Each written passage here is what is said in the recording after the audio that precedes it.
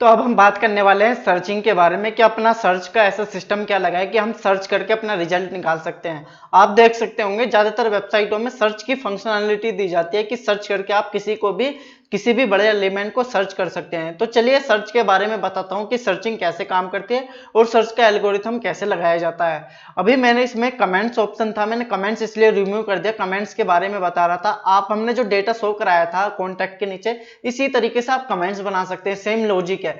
ठीक है, अब मैं सर्चिंग के बारे में बता रहा हूं कि सर्चिंग क्या है। ठीक है, सर्चिंग बनाने के लिए आपको सबसे पहले दिखा देता हूं। मैंने एक कॉन्टैक्ट फॉर्म बना रखा है जिसमें मेरा डेटा यहाँ के नीचे सेव हो रहा है। ठीक है, ये जो डेटा है, मैं क्या चाह रहा हूं, जो डेटा है मेरा, इस पर सर्चिंग कर सकूं और सर्चिंग करके यहाँ से सर्च करके, जैसे मैं यहाँ सर्च करूं किसी एक पेज में, वो दिखाए। ठीक है, चलिए बताता हूं कि कैसे बनाते हैं।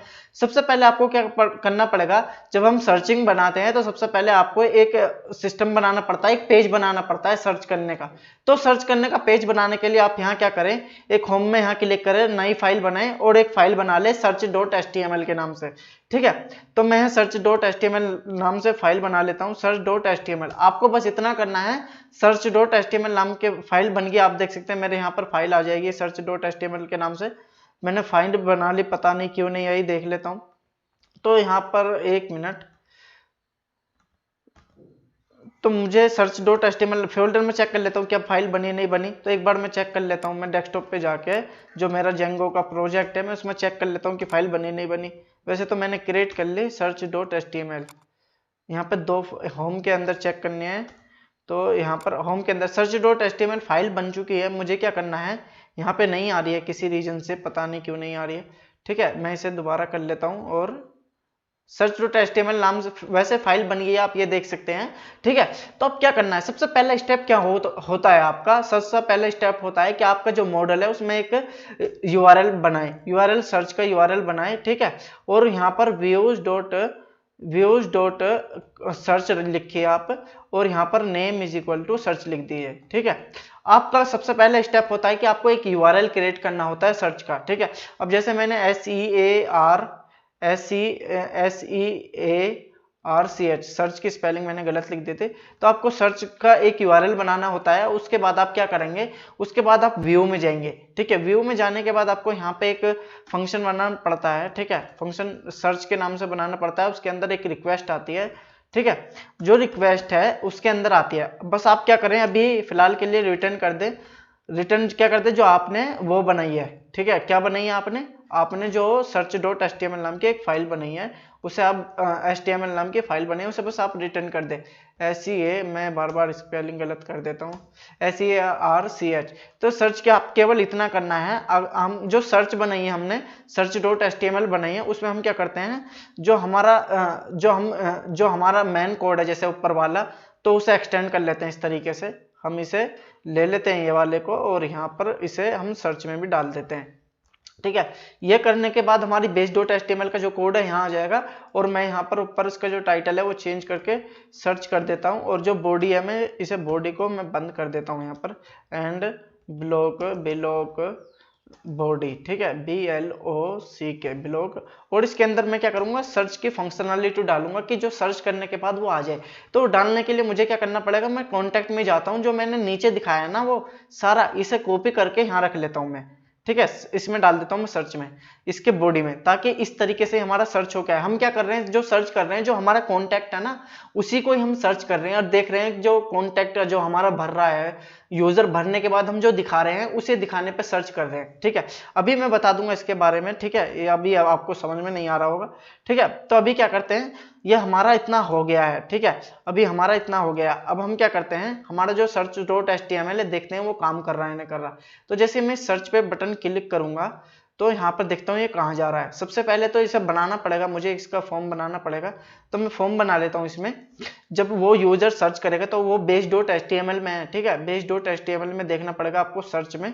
ठीक है, क्योंकि वो जो सर्च की फंक्शनलिटी base.html में, आप देख सकते हैं फॉर्म मेरा ये सर्च का फॉर्म है। ठीक है, तो मैं यहाँ क्या डालता हूँ, एक एक्शन डालता हूँ। एक्शन जो जाएगा वो जाएगा /सर्च में जाएगा, और SEARCH जाएगा सर्च में। ठीक है, और उसका मेथड क्या होगा, method is equal to method क्या होगा, मेथड नहीं रहने देते, बिना मेथड के करते हैं हम गेट, वैसे मेथड इसका गेट रहने वाला है, बस आपको इतना करना है। अब हम ये चेक करते हैं सर्च करके कि मतलब अभी हम होम पे क्लिक करते हैं कि जब हम सर्च पे क्लिक करें तो ये सर्च पेज पे जाना चाहिए, सर्च पेज पे जाना चाहिए, ठीक है, जहां पर वहां पर बहुत सारी देखो नोट फाउंड दिखा रहा है किसी रीजन से, देखते हैं क्या है, असल में हमने सेव नहीं किया, देखते हैं एक बार सेव करके देखते हैं कि हमने सेव किया नहीं किया, ठीक है। तो यहाँ पर मैंने सेव किया यूआरएल्स को, मैंने अच्छा सेव करना था मुझे, मैंने सेव नहीं किया, अभी मेरा जो ये है वो लोड हो जाएगा, लोड हो रहा है मेरा सर्वर, सेव हो गया।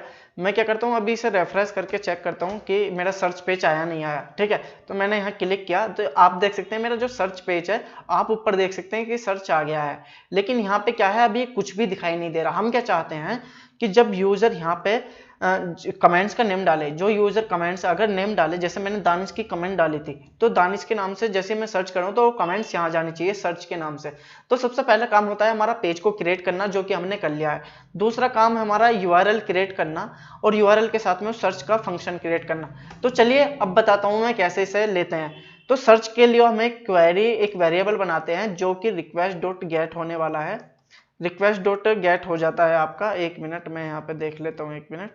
रिक्वेस्ट डॉट गेट हम लेते हैं यहाँ से, रिक्वेस्ट डॉट गेट लेके हम उसमें क्या करते हैं, रिक्वेस्ट डॉट गेट में हम लेते हैं आपका जो हम सर्च करा रहे हैं, मतलब हम अगर बेस डॉट एचटीएमएल में जाए, अगर इस इनपुट का नेम देखें तो यहाँ नेम कुछ नहीं है, लेकिन हम यहाँ क्या कर देंगे, नेम इज इक्वल टू क्या कर देंगे, हमारा नेम हो जाएगा सर्च, इसका नाम सर्च ही रख लेते हैं, ठीक है। और यहाँ पे सर्च करने के बाद हम सेव करते हैं, सेव करने के बाद जो हमारा बटन है इसे हम इनपुट टाइप में बदल देते हैं, ठीक है। ये बस हम सिंपली बदल दे रहे हैं, इनपुट टाइप पे हम बदल देते हैं, ठीक है। तो इनपुट टाइप में बदलने के लिए आपको केवल ये करना होता है, ठीक है। तो यहाँ पे मैंने इसे बदल दिया है सर्च को इनपुट टाइप में, और मैं यहाँ पे अगर रेफरेंस करके देखूँ कुछ एरर तो नहीं है, तो मैं एक बार क्लिक करके देख लेता हूँ, मतलब रन करके देख लेता हूँ, और कुछ एरर तो नहीं है, तो मेरा यहाँ बटन बदल गया है, ठीक है। मैं इसे इनपुट में इसलिए रखता हूँ ताकि मुझे दिक्कत ना हो, और ईजी अच्छे वे में देखो इस तरीके से फंक्शनलिटी मिल जाती है। तो ये मैंने बदल दिया।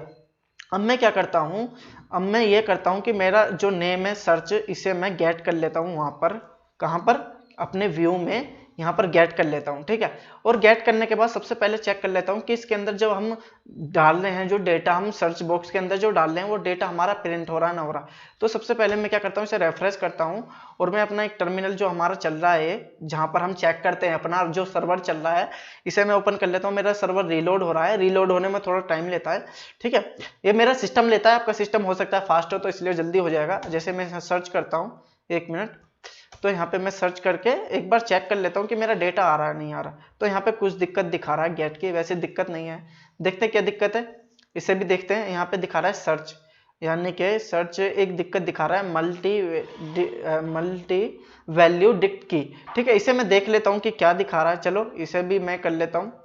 यहाँ पे एक तरीका कर सकते हैं, आप क्या कर सकते हैं, इफ रिक्वेस्ट कर सकते हैं, request dot method is equal to post कर लीजिए, आप यहाँ से गेट कर लीजिए सिंपल, और रिक्वेस्ट डॉट गेट आप इस तरीके से करके सर्च निकाल लीजिए और इसे अंदर कर दीजिए आप अभी के लिए। एक मिनट, मैं इसे यहाँ करके सेव कर लेता हूँ। इसे रिक्वेस्ट डॉट गेट मेथड इस तरीके से करने के लिए आपको गेट की आपकी रिक्वेस्ट आएगी, अगर कोई यूजर पोस्ट से भी करना चाह रहा है तो नहीं आएगी, गेट से आएगी। मतलब अभी मैं इसे रेफरेंस करता हूँ, देखता हूँ कुछ एरर तो नहीं है पहले, ठीक है। मेरा सर्वर रीलोड हो रहा है, रीलोड होने देते हैं, चेक करते हैं फिर। तो यहाँ पर गेट की प्रॉब्लम आ रही है, देखते क्या प्रॉब्लम है गेट की। अच्छा है, हमने यहाँ कोलन लगाना था, तो आपको ये भी लगाना पड़ता है, ठीक है। तो यहाँ पर फिर दोबारा सर्वर रीलोड होएगा और फिर चेक करते हैं कुछ एरर तो नहीं है। आपको ये एरर देख के आपको समझना है कि मैं कैसे सोल्व कर रहा हूँ, क्योंकि मैं खुद जान के दिखा रहा हूँ कि एरर क्या क्या है, कभी मुझसे दिक्कत हो जाती है। तो मैं इसलिए जान के दिखाने का मतलब ये होता है कि आप इसके थ्रू आप सीख जाएंगे कि कहाँ कहाँ दिक्कत आ रही है, ठीक है। अभी जैसे मैंने लगाया तो अभी यहाँ मल्टी वैल्यू केयर कुछ दिखा रहा है एरर, तो मैं उसे भी देख लेता हूँ एक बार, और एरर आ गई है। तो यहाँ पर मैं देखता हूँ वही सेम एरर दिखा रहा है, चलो देखते हैं इसे क्या एरर है। तो हम क्या जाते हैं, जो सर्च है ना, इसे रिक्वेस्ट डॉट गेट, इसे हम बदल के इसे हम कह देते हैं डेटा, कह देते हैं, एक बात डेटा कह देते हैं, ठीक है। इसका नाम हम डेटा बदल देते हैं, और यहाँ बेस में भी जाके हम जो नेम है उसका भी नाम डेटा रख देते हैं फिलहाल के लिए, ठीक है, डेटा, ताकि हमारा डेटा यहाँ आए, ठीक है। लेबल सर्च, कुछ और तो दिक्कत नहीं है, ठीक है। एक बार और फिर चेक करते हैं क्या दिक्कत है। एक बार फिर रन करते हैं कि दिक्कत है या नहीं।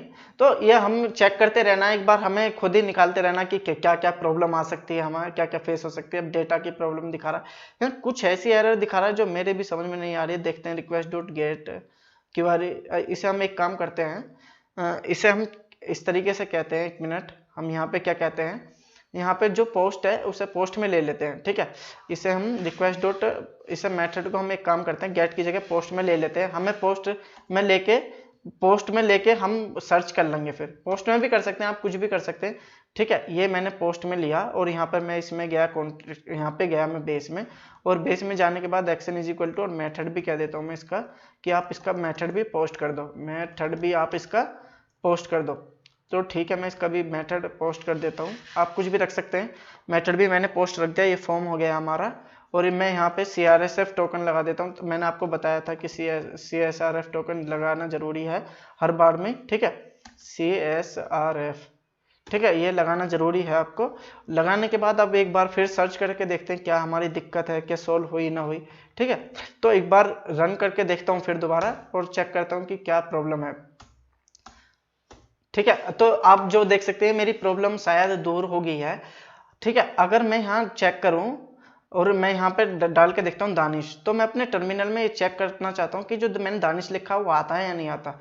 तो मैं यहाँ चेक करता हूँ और मैं देखता हूँ, देखो दानिश, मेरा डेटा इसका मतलब वहाँ पहुँच रहा है। तो हमें ऐसी फंक्शनलिटी लगानी है अब, ताकि हम सर्च कर सकें, ठीक है। तो हम सर्च करने के लिए क्या करेंगे, अभी तक हमें पता लग गया कि यहाँ से डेटा हमारा यहाँ पे आ रहा है, मतलब ये प्रिंट जो है इसमें आ रहा है हमारा डेटा। तो अब हम फंक्शनलिटी लगाते हैं कि ताकि हम सर्च कर सकें। तो सर्च करने के लिए सबसे पहले आपको क्या करना पड़ेगा, आपको जो कॉन्टैक्ट आपका मॉडल है जिस पर आप सर्च कर रहे हैं उसके सारे ऑब्जेक्ट निकालने पड़ेंगे। सारे ऑब्जेक्ट नहीं, 1 मिनट, सारे ऑब्जेक्ट नहीं निकालने, आपको उसमें फिल्टर लगाना है, ठीक है। फिल्टर लगा के कहना है कि नेम पे, जिस पे आपको सर्च कराना है ना, आप वो यहाँ लिख सकते हैं, ठीक है। आपको यहाँ लिखना है आई कंटेंस, ठीक है। आई कंटेंस आपको लिखना है जिस पे आपको सर्च कराना है, और यहाँ पर पास कर देना है क्वेरी, ठीक है। यहाँ पे क्या होगा अभी मैं बताता हूँ इसका मतलब क्या हुआ। मेरे पास एक क्या है, क्वेरी है, जो हमारे पास यूजर सर्च बॉक्स में डेटा डाल रहा है, सबमिट होने के बाद क्वेरी डेटा में हमारा डेटा आ रहा है, और उस डेटा को हमने क्या, कॉन्टैक्ट को पास कर और फिल्टर करने को कह दिया नेम पे, कि नेम पे आई कंटेंट्स का मतलब है कि फिल्टर करता है, ये समझ लीजिए, अंडरस्कोप है ये, और नेम जो है हमारा, जो नेम है ये वाला, ये नेम ये वाला है मॉडल का। हम क्या करना चाह रहे हैं, इस नेम पे सर्च कराने चाह रहे हैं, क्योंकि हमारे हाथ में होता है कि आप किस पे सर्च कराना चाह रहे हैं, मैसेज पे सर्च कराना चाह रहे हैं या फिर नेम पे सर्च कराना चाह रहे हैं। हम नेम पे कराना चाह रहे हैं, और इसे जो क्वेरी हमारी यहाँ पे आई, इसमें हमने इसे पास कर दिया और ये हमारे यहाँ पर आ गई, और इसे हम किसी एक वेरिएबल में सेव कर लेते हैं, ठीक है। इसे हम किसी एक ऑल पोस्ट कर लेता हूं मैं, ऑल पोस्ट इसलिए रहता है, मेरे आदत बनी पड़ी है, तो मैं इसमें सेव करके यहाँ पे क्या करता हूँ, कॉन्टेक्स्ट के थ्रू मैं इसे पास करा देता हूँ, ठीक है। तो यहाँ मैं डिक्शनरी के रूप में इसे पास करा देता हूँ, ठीक है, सेम। और इसे पास कराने का मतलब ये होगा कि जैसे मैं इसे पास कराता हूँ, ठीक है, और यहाँ पर मैं इसे कॉन्टेक्स्ट को यहाँ पास करा देता हूँ, कॉन्टेक्स्ट को यहाँ पे मैंने पास करा दिया है। पास कराने के बाद क्या होता है कि जो ये डेटा मेरे पास यहाँ आया, और मैंने यहाँ पे फिल्टर लगाया नेम पे, और इस क्वेरी को यहाँ पे पास कर दिया, ये फिल्टर करके कमेंट हमारी दे देगा, और ये फिल्टर करने के बाद यहाँ आके इसे पास कर देगा। अब ये जो वेरिएबल है, अगर हम जाए सर्च में जो बनाया, तो हमने वही वेरिएबल यहाँ पास कर दिया सर्च में, और पोस्ट में लेके एक चीज यहाँ पे हमने प्रिंट करा दी नेम के थ्रू।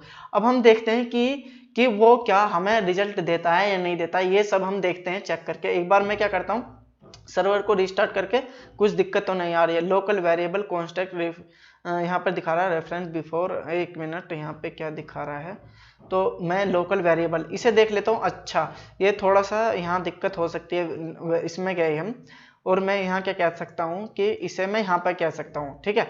इसे मैं बाहर रखना है, इफ के बाहर रखना है, और मैं फिर चेक करता हूँ कि क्या ये दिक्कत देता है या नहीं, ठीक है। मैंने इसे बाहर रख लिया।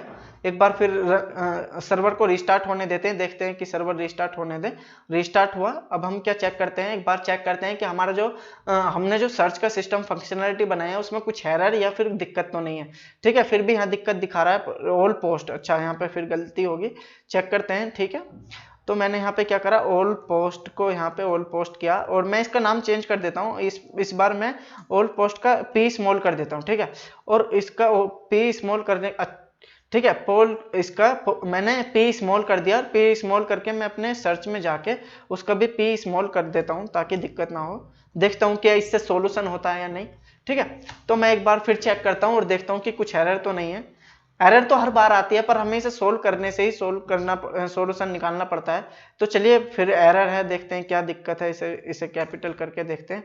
और जो ऑल पोस्ट बनाया है हमने ये वाला, वो ये वाला यहाँ पे आना चाहिए जो कि हमारा नहीं आ रहा है। तो हम क्या कहते हैं, इसे अंदर करके रिटर्न कर देंगे। सॉरी मैं ही गलती कर रहा था, तो मैं इसे रिटर्न कर देता हूँ यहाँ से। ठीक है, मैं यहाँ क्या कहता हूँ, इस वाली जो लाइन है इसे यहाँ पे रिटर्न कर देता हूँ। ठीक है, और अगर ये ऐसा होता है डेटा के साथ आता है तो ठीक है, नहीं तो रिटर्न कर दे और रिडायरेक्ट कहाँ कर दे, हम होम पे करा देंगे उसे। मतलब कि अभी मैं बताता हूँ। ठीक है, मतलब कि ये है इसका मतलब ये है कि अभी बताता हूँ, एक बार मैं इसे रन कर लेता हूँ, कुछ दिक्कत तो नहीं। असल में हम जो डेटा था वो बाहर ले रहे थे, जो कि हमें इफ के अंदर लेके ही अंदर भेजना है डेटा को। ठीक है, तो मैं इसे रेफरेंस करता हूँ और देखता हूँ कि क्या होता है। देखो मैं पूरी एक एक जो सॉल्यूशन है ना, मतलब जो प्रॉब्लम है मैं अपने सामने ही देख रहा हूँ सारी, ताकि मैं आपको समझा सकूं। मेरा सर्वर अब रन हो चुका है, मैं इसे करके देखता हूँ अब कि मेरा जो सर्च फंक्शनलिटी वो काम नहीं कर रहा है या नहीं कर रहा। तो मैं क्या करता हूँ, मैं यहाँ पे नेम डालता हूँ और मैं सर्च करके देखता हूँ दानिश नेम को कि वो सर्च होता है नहीं। तो जैसे मैंने यहाँ किया तो मेरे पास दानिश नेम की देखता हूँ कि मेरे पास ऐसी कोई कमांड्स है जो मैं सर्च कर सकूँ। ठीक है, तो यहाँ पे क्या है, दानिश नेम की दानिश अली है कोई। ठीक है, तो मैं यहाँ दानिश अली देखता हूँ कि सर्च करके कि क्या होता है। ठीक है, मैंने वो किया तो यहाँ पर देख सकते हैं मेरा डेटा नहीं आ रहा है। क्यों नहीं आ रहा है, चलो देखते हैं ये भी। ठीक है, तो डेटा देखते हैं कि ऑल कंटेक्स्ट में गया। अच्छा, डेटा इसलिए नहीं आ रहा है क्योंकि हमने जो फंक्शन सर्च था ना, यहाँ पर हमने स्मॉल पी कर रखा है जो कि कैपिटल पी है। कैपिटल पी आप देख सकते हैं, मैंने यहाँ पर कैपिटल पी कर दिया था, ये वाला मुझे यहाँ पे सर्च में पास करना था। तो अब मैं करता हूँ, देखता हूँ कि मेरी फंक्शनलिटी डेटा आ रहा नहीं आ रहा। तो मैं दानिश डालता हूँ और चेक करता हूँ कि मेरा डेटा यहाँ आ रहा ना आ रहा। ठीक है, तो आप देख सकते हैं मेरा दानिश के नाम से सर्च हो गया। ठीक है, अगर मैं यहाँ अनिल के नाम से सर्च करूं और दिखाऊं कि मेरा अनिल के नाम से डेटा आता है या नहीं आता, तो आप देख सकते हैं अनिल के नाम से। इसका मतलब आप देख सकते हैं कि मेरा जो सर्च फंक्शनलिटी है वो सही तरीके से अब काम करने लगा है। अभी क्या है, मैंने नेम पे लगाया, आप चाहें तो मेल पे भी और सर्च फंक्शनलिटी लगा सकते हैं, आपकी मर्जी है। अगर आप नेम पे भी लगाना चाहते हैं तो आप यहाँ पे नेम की भी लगा सकते हैं। ठीक है, नेम की लगाने के लिए मतलब अभी मैंने केवल नेम पे सर्च लगाया, आप चाहें तो इसे और तरीके पे भी लगा सकते हैं, मतलब ईमेल पे भी लगा सकते हैं। इसमें फिल्टर कर सकते हैं, कॉमा डाल के आप उस पर भी लगा सकते हैं, जैसे ईमेल ऐसे करके भी आप लगा सकते हैं। वो आप चेक कर लेना, क्योंकि जो मैं बता रहा हूँ 100% काम करेगा। इसलिए आपको पता लग गया कि सर्च फंक्शनलिटी कैसे काम करती है। सबसे पहले आपको एक पेज बनाना पड़ता है सर्च नाम से, उसके बाद आपको एक यूआरएल बनाना पड़ता है। ठीक है, यूआरएल बनाने के बाद आपको फिर एक फंक्शन बनाना पड़ता है, उसमें आपको फिर उसके बाद आपको जहां पर आपका सर्च है वहां पर आपको मेथड वेथड लिख के और नेम डाटा लिख के जो भी आप लिखना चाह रहे हैं वेरिएबल का, और CSRF टोकन लगा के आपको यहाँ पर डेटा लेना है पोस्ट के थ्रू। जैसे आपका डेटा यहाँ आ जाएगा तो आपको कॉन्टैक्ट को ऑब्जेक्ट के मतलब फिल्टर करके नेम पे सर्च लगा के क्वेरी लगा दिया मैंने, और जो कि इस डेटा को मैंने यहाँ पे पास कर दिया है। तो ठीक है, अगर ये डेटा नहीं आता है तो ये केवल होम पर रिडायरेक्ट कर देगा। ठीक है, तो आपको पता लग गया है कि ये कैसे काम करता है। ठीक है, आप इस पे जैसे मेरे शायद मेरे पास और भी डेटा है, मास्टर है। ठीक है, मैं मास्टर अगर सर्च करूं तो आप देख सकते हैं मेरा यहाँ पे मास्टर आ जाएगा। देखना कुछ मेरा सर्वर रीलोड हो जाता है हर बार, ये हर बार रीलोड हो जाता है। कुल मिला के मेरा जो ये सारी फंक्शनलिटी अच्छे से काम कर रही है। ठीक है, मैं एक बार आपको फिर भी दिखा देता हूँ कि मास्टर को सर्च करूँ, मास्टर आ रहा नहीं आ रहा, क्योंकि मेरे पास है ना, अगर मैं डेटाबेस में देखूँ तो यहाँ मास्टर भी है। ठीक है, तो मैं यहाँ मास्टर पे भी फंक्शनलिटी लगा के देखता हूँ कि मास्टर आता है या नहीं आता।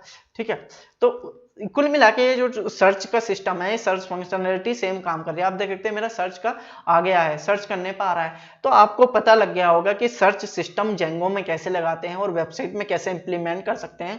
ये थोड़ी लंबी वीडियो तो जा रही है, पर मैं एक एक प्रॉब्लम जो एरर आती है उनको भी सोल्यूशन साथों साथ कराने की कोशिश कर रहा हूं। मैं ये नहीं चाहता कि वो जो एरर है वो बचा लूं और बचा के तुम्हें ना दिखाऊं, इसलिए मैं चाह रहा हूं कि जो भी एरर है सामने आपको दिखाऊं कि एरर क्या है, कैसे सोल्व किया जाता है। ये सब आपको पता होना चाहिए कि कैसे, क्योंकि कल को आप अगर वेबसाइट बनाएंगे तो आपके सामने जो एरर आएंगे आपको सोल्व करने की, प्रॉब्लम सोल्व करने की वो आदत होनी चाहिए कि आपके कैसे एरर सोल्व कर सकते हैं। तो सर्च फंक्शनलिटी में बस इतना ही। तो अब बात करने वाले हैं फॉर्म प्रोसेसिंग के बारे में, यानी कि फॉर्म के बारे में बात करने वाले हैं और देखने वाले हैं कि आखिर ये फॉर्म क्या होता है जेंगो में और फॉर्म क्यों यूज करते हैं। अब से पहले हमने ये फंक्शन देख चुके हैं, 15 हम टॉपिक की बात कर चुके हैं। सर्चिंग हुआ, सॉर्ट डाटा हुआ, पेज रिडायरेक्शन कराना या गेट डाटा करना, मॉडल्स, इनके बारे में हम देख चुके हैं। अब हम देखने वाले हैं फॉर्म प्रोसेसिंग के बारे में। फॉर्म प्रोसेसिंग को देखने के लिए उसके पहले बता दूं कि आखिर ये फॉर्म प्रोसेसिंग है क्या। ठीक है, तो पहले इसके बारे में मैं आपको बता देता हूं थोड़ा सा कि फॉर्म प्रोसेसिंग है क्या। तो फॉर्म प्रोसेसिंग जो हमने ये बनाया ना, कॉन्टैक्ट फॉर्म अपना जो बनाया है, आप जो देखेंगे कॉन्टैक्ट फॉर्म जो बनाया है, जो फॉर्म तैयार किया है, ये हमने किससे तैयार किया, HTML के फॉर्म से तैयार किया। HTML का हमने कोड किया, मतलब बूटस्ट्रैप का कोड किया। लेकिन यही फॉर्म हम क्या कर सकते हैं, जेंगो में, जेंगो के कोड से हम क्रिएट कर सकते हैं यही फॉर्म और दिखा सकते हैं। तो हम क्या करने वाले हैं, हमारा क्या प्लान है, मेरा जो प्लान है, प्लान ये है कि अब मैं क्या करने वाला हूँ, उस होम पेज पे मैं एक फॉर्म क्रिएट करने वाला हूँ जो जेंगो के कोड से होगा, और वो उसी तरीके से हम इसे क्रिएट करते हैं। ठीक है, तो बताता हूँ कि ये फॉर्म को कैसे क्रिएट किया जा सकता है। तो फॉर्म को क्रिएट करने के लिए जेंगो आपको सबसे पहले जो होम है ये, इसमें आपको एक फाइल क्रिएट करनी पड़ेगी जिसका नाम है form.py, जिसका नाम होगा forms.py, forms forms.py आपको इसका नाम रखना है। ये नाम रखने के बाद आपको क्या करना है, इसमें कोड करना है। ठीक है, अब ये दिखाना कैसे सब कुछ आप पहले मुझे फॉलो करें, तब मैं आपको बताऊंगा कि आखिर ये दिखाना कैसे। ठीक है, तो यहाँ पर मैं क्या करता हूँ, फ्रॉम जेंगो इंपोर्ट, यहाँ मैं फॉर्म्स कर लेता हूँ। ठीक है, फॉर्म्स को आपको इंपोर्ट करना है, उसके बाद आपको क्लास लिखनी है। ठीक है, क्लास आप लिख सकते हैं, मान के चलते हैं हम कॉन्टैक्ट का एक, मतलब एक स्टूडेंट का हम रख सकते हैं, स्टूडेंट फॉर्म रख सकते हैं। ठीक है, और उस फॉर्म के अंदर हम क्या करते हैं, forms.form करते हैं। ठीक है, हम इस तरीके से इसे करते हैं। ठीक है, इस तरीके से हम क्लास को इसे इनहेरिट कर रहे हैं। ठीक है, आप समझ रहे होंगे कि मैं क्या कर रहा हूं, तो इस तरीके से हम क्लास को इनहेरिट कर सकते हैं। ठीक है, तो हमने क्या करा, अभी तक इस क्लास से हमें इनहेरिट कर दिया, इसे इनहेरिट कर दिया।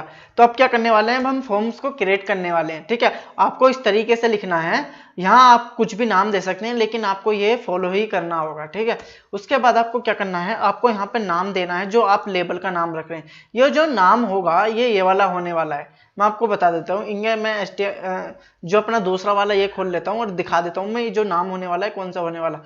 ये जो नाम है ना, ये जो नाम आ रहा है यहाँ, इसके थ्रू यहाँ पे हम नाम क्रिएट करने वाले हैं, और यहाँ निकलने वाले हैं फॉर्म्स डॉट, ठीक है, यहाँ पे लिखने वाले हैं forms dot char FIELD field. ठीक है, आपको इस तरीके से लिखना है। उसके बाद आप ईमेल लिख सकते हैं, ईमेल को भी आप ऐसे इसी तरीके से क्रिएट कर सकते हैं, ईमेल फील्ड। ठीक है, इस तरीके से आप इसे क्रिएट कर सकते हैं। तो फॉर्म्स को क्रिएट करने का आप समझ गए होंगे, नेम फॉर्म्स लिखना होता है, या कैर फील्ड, ईमेल फील्ड, ये जो बहुत सारे फील्ड होते हैं, ये टेक्स्ट फील्ड होता है। आप इसकी लिस्ट इंटरनेट पे देख सकते हैं, मेरी वेबसाइट पे जा सकते हैं, इसके बारे में पूरा लिख रखा है। टेक्स्ट फील्ड होता है, ईमेल फील्ड होता है, बुलियन फील्ड होता है, फॉरेन की होता है, तो बहुत सारे चीज होते हैं ये।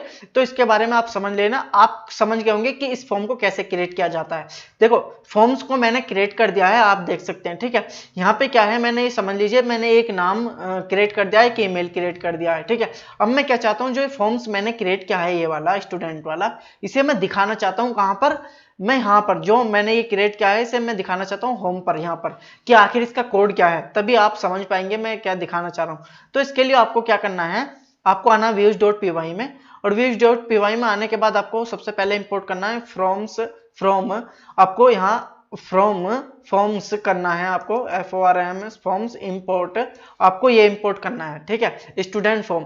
अब स्टूडेंट फॉर्म को आपको फॉर्म पर कैसे दिखाना है, यहाँ पर आपको एक ऑब्जेक्ट क्रिएट करना होगा, इसका फॉर्म्स का ऑब्जेक्ट क्रिएट करना है, और उसके बाद इसे डिक्शनरी के रूप में आप पास कर सकते हैं, जैसे कॉन्टेक्स्ट के रूप में मैं पहले ही पास कर रहा था। यहाँ पे मैं कह सकता हूँ ऑल पोस्ट, और यहाँ पर FM कह सकता हूँ। जो ऑल पोस्ट है ये पास हो जाएगा इसके थ्रू, यहाँ पर यहाँ पर इसमें रेंडर हो जाएगा index.html में। अब मैं जो index.html में इस फॉर्म को मैंने इसमें पास किया है, अब मैं दिखाना चाहता हूँ index.html में होम पर। जो ये दिख रहा है ना, आपको ये दिख रहा होगा, मैं यहाँ पे एक क्लास कंटेनर क्रिएट कर देता हूँ, तो आपको, ताकि ये फॉर्म जो हम बना रहे हैं वो अच्छी तरीके से दिखे। ठीक है, तो मैं यहाँ पे CONTAINER कंटेनर, तो मैं यहाँ पे इस तरीके से क्रिएट कर देता हूँ इसे, और यहाँ पर मैं जो दिस इज होम है इसे काट देता हूँ, ठीक है। और यहाँ मार्जिन दे देता हूँ मैं टॉप से MT5 दे देता हूँ, ठीक है। और इसके अंदर क्या करता हूँ मैं इससे जो हम दिखा रहे हैं इस फॉर्म को यहाँ पास कर देता हूँ। यहाँ पर आप पास करने के लिए आप कह सकते हैं डबल ये स्क्वायर ब्रैकेट मतलब कर्ली ब्रेसिस ओपन करने हैं डबल, और उसके अंदर आप पास कर सकते हैं ऑल पोस्ट को, ठीक है। जैसे ही आप ये पास करते हैं तो देखो क्या होता है। अभी मैं वेबसाइट पे जाता हूँ और रन करता हूँ और इसे रेफरेंस करता हूँ, तो आप देख सकते हैं कि क्या होता है। जैसे मैंने यहाँ पे पास किया तो आप देखना कि अभी ये रेफरेंस हो के अभी कुछ नहीं दिखाई दिया। देखते हैं कि क्या दिक्कत है, ठीक है। इसे मैं देखता हूँ कि क्या दिक्कत है, कुछ दिक्कत आ रही है। तो इसके लिए मैं क्या कर सकता हूँ, जैसे मैं फॉर्म ऑल पोस्ट को यहाँ पे पास किया, मैं देखता हूँ कि यहाँ पे क्या दिक्कत है। मैंने ऑल पोस्ट लिया और यहाँ पर कॉन्टेक्स्ट को इसे पास कर दिया, और जो FM है इसका ऑब्जेक्ट क्रिएट किया, और जो मैं views.py है वहाँ forms.py है इसे मैं यहाँ सेव कर देता हूँ। सेव करने के बाद मैं क्या करता हूँ, फिर दोबारा एक बार चेक करता हूँ कि क्या होता है, ठीक है। मैं इसे एक बार और चेक करता हूँ और दिखाता हूँ कि क्या होता है, ठीक है। तो देख सकते हैं आप जो हमारा फॉर्म्स है वो यहाँ पर आ गया है। आपने देखा कि मेरा फॉर्म्स आ गया। अब लेकिन इस तरीके से आ रहा है। अब मैं क्या चाहता हूँ, इसे मैं एक लाइन में करने के लिए मैं क्या जाता हूँ, इंडेक्स में जाके यहाँ पे कह देता हूँ टेबल यहाँ क्रिएट कर देता हूँ टेबल, और यहाँ पे मैं नीचे इसे टेबल को क्लोज कर देता हूँ। तो यहाँ पर आप देख सकते हैं कि एक ये फॉर्म्स एक ही लाइन में आ जाएगा। इसी तरीके से इससे करने से आप देख सकते हैं कि एक लाइन में आ गया। ये जो हमने क्रिएट किया ना, इतना सारा जो क्रिएट किया, ये किससे हुआ, ये हम यहाँ से हुआ। जो हमने फॉर्म्स बनाया ना, ये इस लाइन से यहाँ से ये क्रिएट हो गया। जो हम ये नेम रखते हैं ये ऑटोमेटिकली यहाँ आ जाता है, कैपिटल होके आ जाता है। ईमेल को भी जैसे हमने स्मॉल रखा था तो ये ऑटोमेटिकली कैपिटल कर देता है। ये फॉर्म्स है, हम इस फॉर्म को यूज कर सकते हैं इस तरीके से। आप फॉर्म्स अगर क्रिएट करना चाहते हैं, HTML कोड लिखना नहीं चाहते हैं, तो आप इस तरीके से भी लिख सकते हैं। लेकिन इसमें दो चीज आपको नहीं मिलने वाली। एक तो जो आपको एक्शन होता है वो खुद लिखना पड़ता है। जैसे कि मैं एक्शन आपको दिखा देता हूं, मैं इसमें क्या एक्शन, जो एक्शन होता है वो आपको लिखना पड़ता है। जैसे आपको मान के चलो फॉर्म को सबमिट भी तो करना पड़ेगा, तो आपको यहाँ पर फॉर्म एक्शन ये लिखना पड़ता है, FORM फॉर्म, और यहाँ पर एक्शन आपको लिखना पड़ेगा। जैसे कि मैं इसे पास कराना चाह रहा हूँ होम पे, और मेथड इज इक्वल टू इसका मैं पोस्ट रखना चाह रहा हूँ, ठीक है। तो ये जो होता है आपको लिखना होता है, और इसमें एक बटन अपना आपको ही बनाना पड़ता है, ठीक है। ये जो बटन होता है ये आपको ही बटन बनाना पड़ता है, और ये हम इसमें बटन भी बना देते हैं। तो बटन इनपुट बना देते हैं, इनपुट, और टाइप इज इक्वल टू इसका रख देते हैं सबमिट रख देते हैं, और इसकी वैल्यू जो रख देते हैं वो रख देते हैं सबमिट, ठीक है। और इस तरीके से आप इसमें बटन भी बना सकते हैं। बटन और आपको ये जो फॉर्म है ये आपको खुद लगाना पड़ता है, और यहाँ पे जैसे मैं सबमिट करूंगा तो मेरा यहाँ पे बटन आ जाएगा। आप देख सकते हैं मेरे यहाँ पर बटन आ गया। नीचे अब मुझे लाना है नीचे में, वो गलती होगी, तो इस तरीके से मुझे क्या करना पड़ेगा, टेबल्स के बाहर इसे रखना पड़ेगा बटन को, ठीक है। और मैं यहाँ पे BR लगा देता हूँ ताकि ये न्यू लाइन में आए, ठीक है। तो मैं यहाँ पर रख सकता हूँ इस तरीके से। अगर मैं रेफरेंस करूँ इसे, आप देखना क्या होता है। जैसे मैंने रेफरेंस किया तो मेरा बटन आ गया। तो इस तरीके से आप फॉर्म को क्रिएट कर सकते हैं। अब मैं क्या चाहता हूँ, जो ये मैंने डेटा क्रिएट किया है, जो मैंने डेटा बनाया है, अगर मैं एडमिन पैनल में जाऊँ तो एडमिन पैनल में आपको दिखा देता हूँ मैं पहले। तो मैं एडमिन पैनल में जाता हूँ और दिखाता हूँ मैं क्या करना बताना चाह रहा हूँ। तो आप देख सकते हैं मेरे एडमिन पैनल में कॉन्टैक्ट है, ठीक है। ये जो कॉन्टैक्ट है, मैं क्या चाह रहा हूँ, जो कॉन्टैक्ट का डेटा हम कॉन्टैक्ट फॉर्म में से ले रहे थे, मैं ये चाह रहा हूँ कि जो डेटा है हम इस फॉर्म से अपने इसमें सेव करा दें, इसी से ही सेव करा दें। तो मुझे क्या करना पड़ेगा, कॉन्टैक्ट में हमारी 3 फील्ड थे, एक टेक्स्ट फील्ड और था, तो मैं टेक्स्ट फील्ड और बना देता हूँ। मैं यहाँ रख देता हूँ कमेंट्स रख देता हूँ, आप कुछ भी रख सकते हैं। कमेंट्स रखा, मैं इसे फॉर्म में एक टेक्स्ट फील्ड और बना देता हूँ, ठीक है। तो इस तरीके से बना के मेरा टेक्स्ट फील्ड और आ जाएगा वहां पर। आप देखना, अगर मैंने जैसे यहाँ टेक्स्ट फील्ड लिखा तो मेरा यहाँ टेक्स्ट फील्ड और आ जाएगा। जैसे मैं रेफरेंस करता हूँ तो ये सर्वर लोड हो रहा है, 1 मिनट, तो देखता हूँ मैं सर्वर लोड हो रहा है। तो यहाँ पर टेक्स्ट फील्ड एट्रीब्यूट, अच्छा टेक्स्ट फील्ड एट्रीब्यूट के लिए मुझे क्या करना पड़ेगा, क्या फील्ड क्रिएट करना पड़ेगा मुझे। इसमें क्या होता है, जो टेक्स्ट फील्ड बनाने के लिए आपको क्या करना पड़ता है, मैंने यहाँ पे साइड लिख रखा है, विजिट्स आपको इस तरीके से डालना पड़ता है टेक्स्ट फील्ड बनाने के लिए, ठीक है। इस तरीके से आप पास कर सकते हैं। और जैसे आप पास करते हैं तो हमारा क्या होता है, वो जो कैर फील्ड होता है वो टेक्स्ट फील्ड में कन्वर्ट हो जाता है। जैसे मैं इस पर क्लिक करता हूँ, पहली बात तो मेरा सर्वर रिस्टार्ट होता है अभी, तो जैसे ही मैं इस पर क्लिक करता हूं तो मेरा जो वो फॉर्म था वो टेक्स्ट फॉर्म उसमें बदल गया होगा। अभी मैं दिखाता हूं, मेरे 3 ऑप्शन आ गए होंगे। अब देखो टेक्स्ट एरिया में बदल गया। तो इस तरीके कर सकते हैं, इसे भी बदल सकते हैं विजिट्स के जरिए से कि अगर आपको क्या चाहिए। अब मेरे पास क्या आ गया, 3 चीज आ गया था, यानी डेटाबेस में यहाँ से अब जब कॉन्टैक्ट में हम डेटा भर रहे थे इसमें, वो डेटाबेस में जा रहा था। इसी तरीके से इस फॉर्म के साथ कैसे हमें इस डेटा को कॉन्टैक्ट फॉर्म में भेजे वहीं उस मॉडल में। तो मेरे पास अभी आप देख सकते हैं मेरे पास अभी 3 है, ठीक है। मैं क्या चाहता हूं, ये इसका जो डेटा है इसे भी सबमिट करके इसका डेटा मैं उधर भेजना चाहता हूं। तो ये कैसे करूं, तो यही देखते हैं। चलो इस फॉर्म के बारे में, हमने अभी तक फॉर्म क्रिएट कर लिया है जिसमें एक्शन भी लगा लिया, बटन भी बना लिया और फॉर्म को यहाँ सबमिट कर रखा है। और जो कि हमने forms.py में 3 इसके वो बना रखे हैं, एक नेम का, ईमेल को और कमेंट्स का। तो चलिए इसे मैं बताता हूं कि कैसे हम इसे क्रिएट करते हैं और कैसे हम इसके डेटा को ले सकते हैं। इसके डेटा को लेने के लिए सबसे पहले आपको क्या करना पड़ेगा, ऊपर आना पड़ेगा और ऊपर आपको लिखना पड़ेगा यहाँ request.method is equal to post. Post क्यों लिखना पड़ेगा, क्योंकि हमने फॉर्म में क्या बता रखा है, अगर हम इंडेक्स के जाके फॉर्म में देखें कि पोस्ट है तो इसका हमने यहाँ इसी तरीके से request.method is equal to post लिखना पड़ेगा। उसके बाद हम क्या कह सकते हैं, जो हमने हमारा ये ऑब्जेक्ट है ना, ये है ना हमारा क्लास, इसका हम इस क्लास को यहाँ सेम कॉपी मतलब यहाँ लिखेंगे फॉर्म में, और यहाँ पे लिखना पड़ेगा आपको request.post, इस तरीके से आपको लिखना पड़ेगा। इसमें आपको इस तरीके से लिखने का, जो जेंगो फॉर्म होता है उससे डेटा लेने का ये तरीका है जो मैं बता रहा हूँ, ठीक है। इसे डेटा लेने का ये तरीका। अभी मैं क्या करता हूँ, मैं यहाँ पे क्या कहता हूँ, इफ fm इज वैलिड, अगर fm इज वैलिड होता है, देखो जो जेंगो फॉर्म होता है वो डेटा लेने में सिक्योर तरीके से लेता है, डेटा को सिक्योर तरीके से लेता है। तो मैंने कहा फॉर्म मतलब जो इसका एक ऑब्जेक्ट बनाया स्टूडेंट का, और मैंने कहा fm इज अगर वैलिड होता है तो वो क्या करे, वो डेटा को इस तरीके से ले, ठीक है। अभी मैं बताऊं कैसे ले। तो मैं यहाँ पहले एक नेम बना लेता हूँ और यहाँ कह देता हूँ कि जो fm है उसे क्लीन CLAINED डाटा, और उसे क्या ले, नेम, मतलब उसका नेम, जो अभी जो नेम आ रहा है ना, अगर देखें जो कॉन्टेक्ट बनाया था ये नेम जो आ रहा था वहां से आ रहा था, इसकी टेम्पलेट से आ रहा था। इसकी कहां से आ रहा था मैं दिखा देता हूं। मैं अगर कॉन्टैक्ट का डेटा देखूं तो इसका नेम जो आ रहा था, नेम यहां से आ रहा था, ये वाला। अगर मैं इसकी देखता हूं कॉन्टैक्ट का ये जो वाला, लेकिन हम क्या करते हैं, जो हम जेंगो का जो फॉर्म होता है उसका डेटा लेते हैं, उसका जो नेम होता है वो फॉर्म्स के जो हमने बनाया था यहाँ से आता है, ठीक है। तो ये ध्यान रखना है। अब मैंने नेम तो ले लिया, अब ईमेल लेने के लिए भी मैं कहूँगा fm.clean डेटा। इसके जो हम क्लीन डेटा लेते हैं ना, इससे हमें सिक्योर वे में डेटा मिलता है, मतलब क्लीन डेटा मिलता है एकदम। ये request.post जो है नीचे, इससे बेहतरीन होता है ये वाला क्लीन डेटा। अब मैं क्या करता हूँ यहाँ और मैसेज और ले लेता हूँ।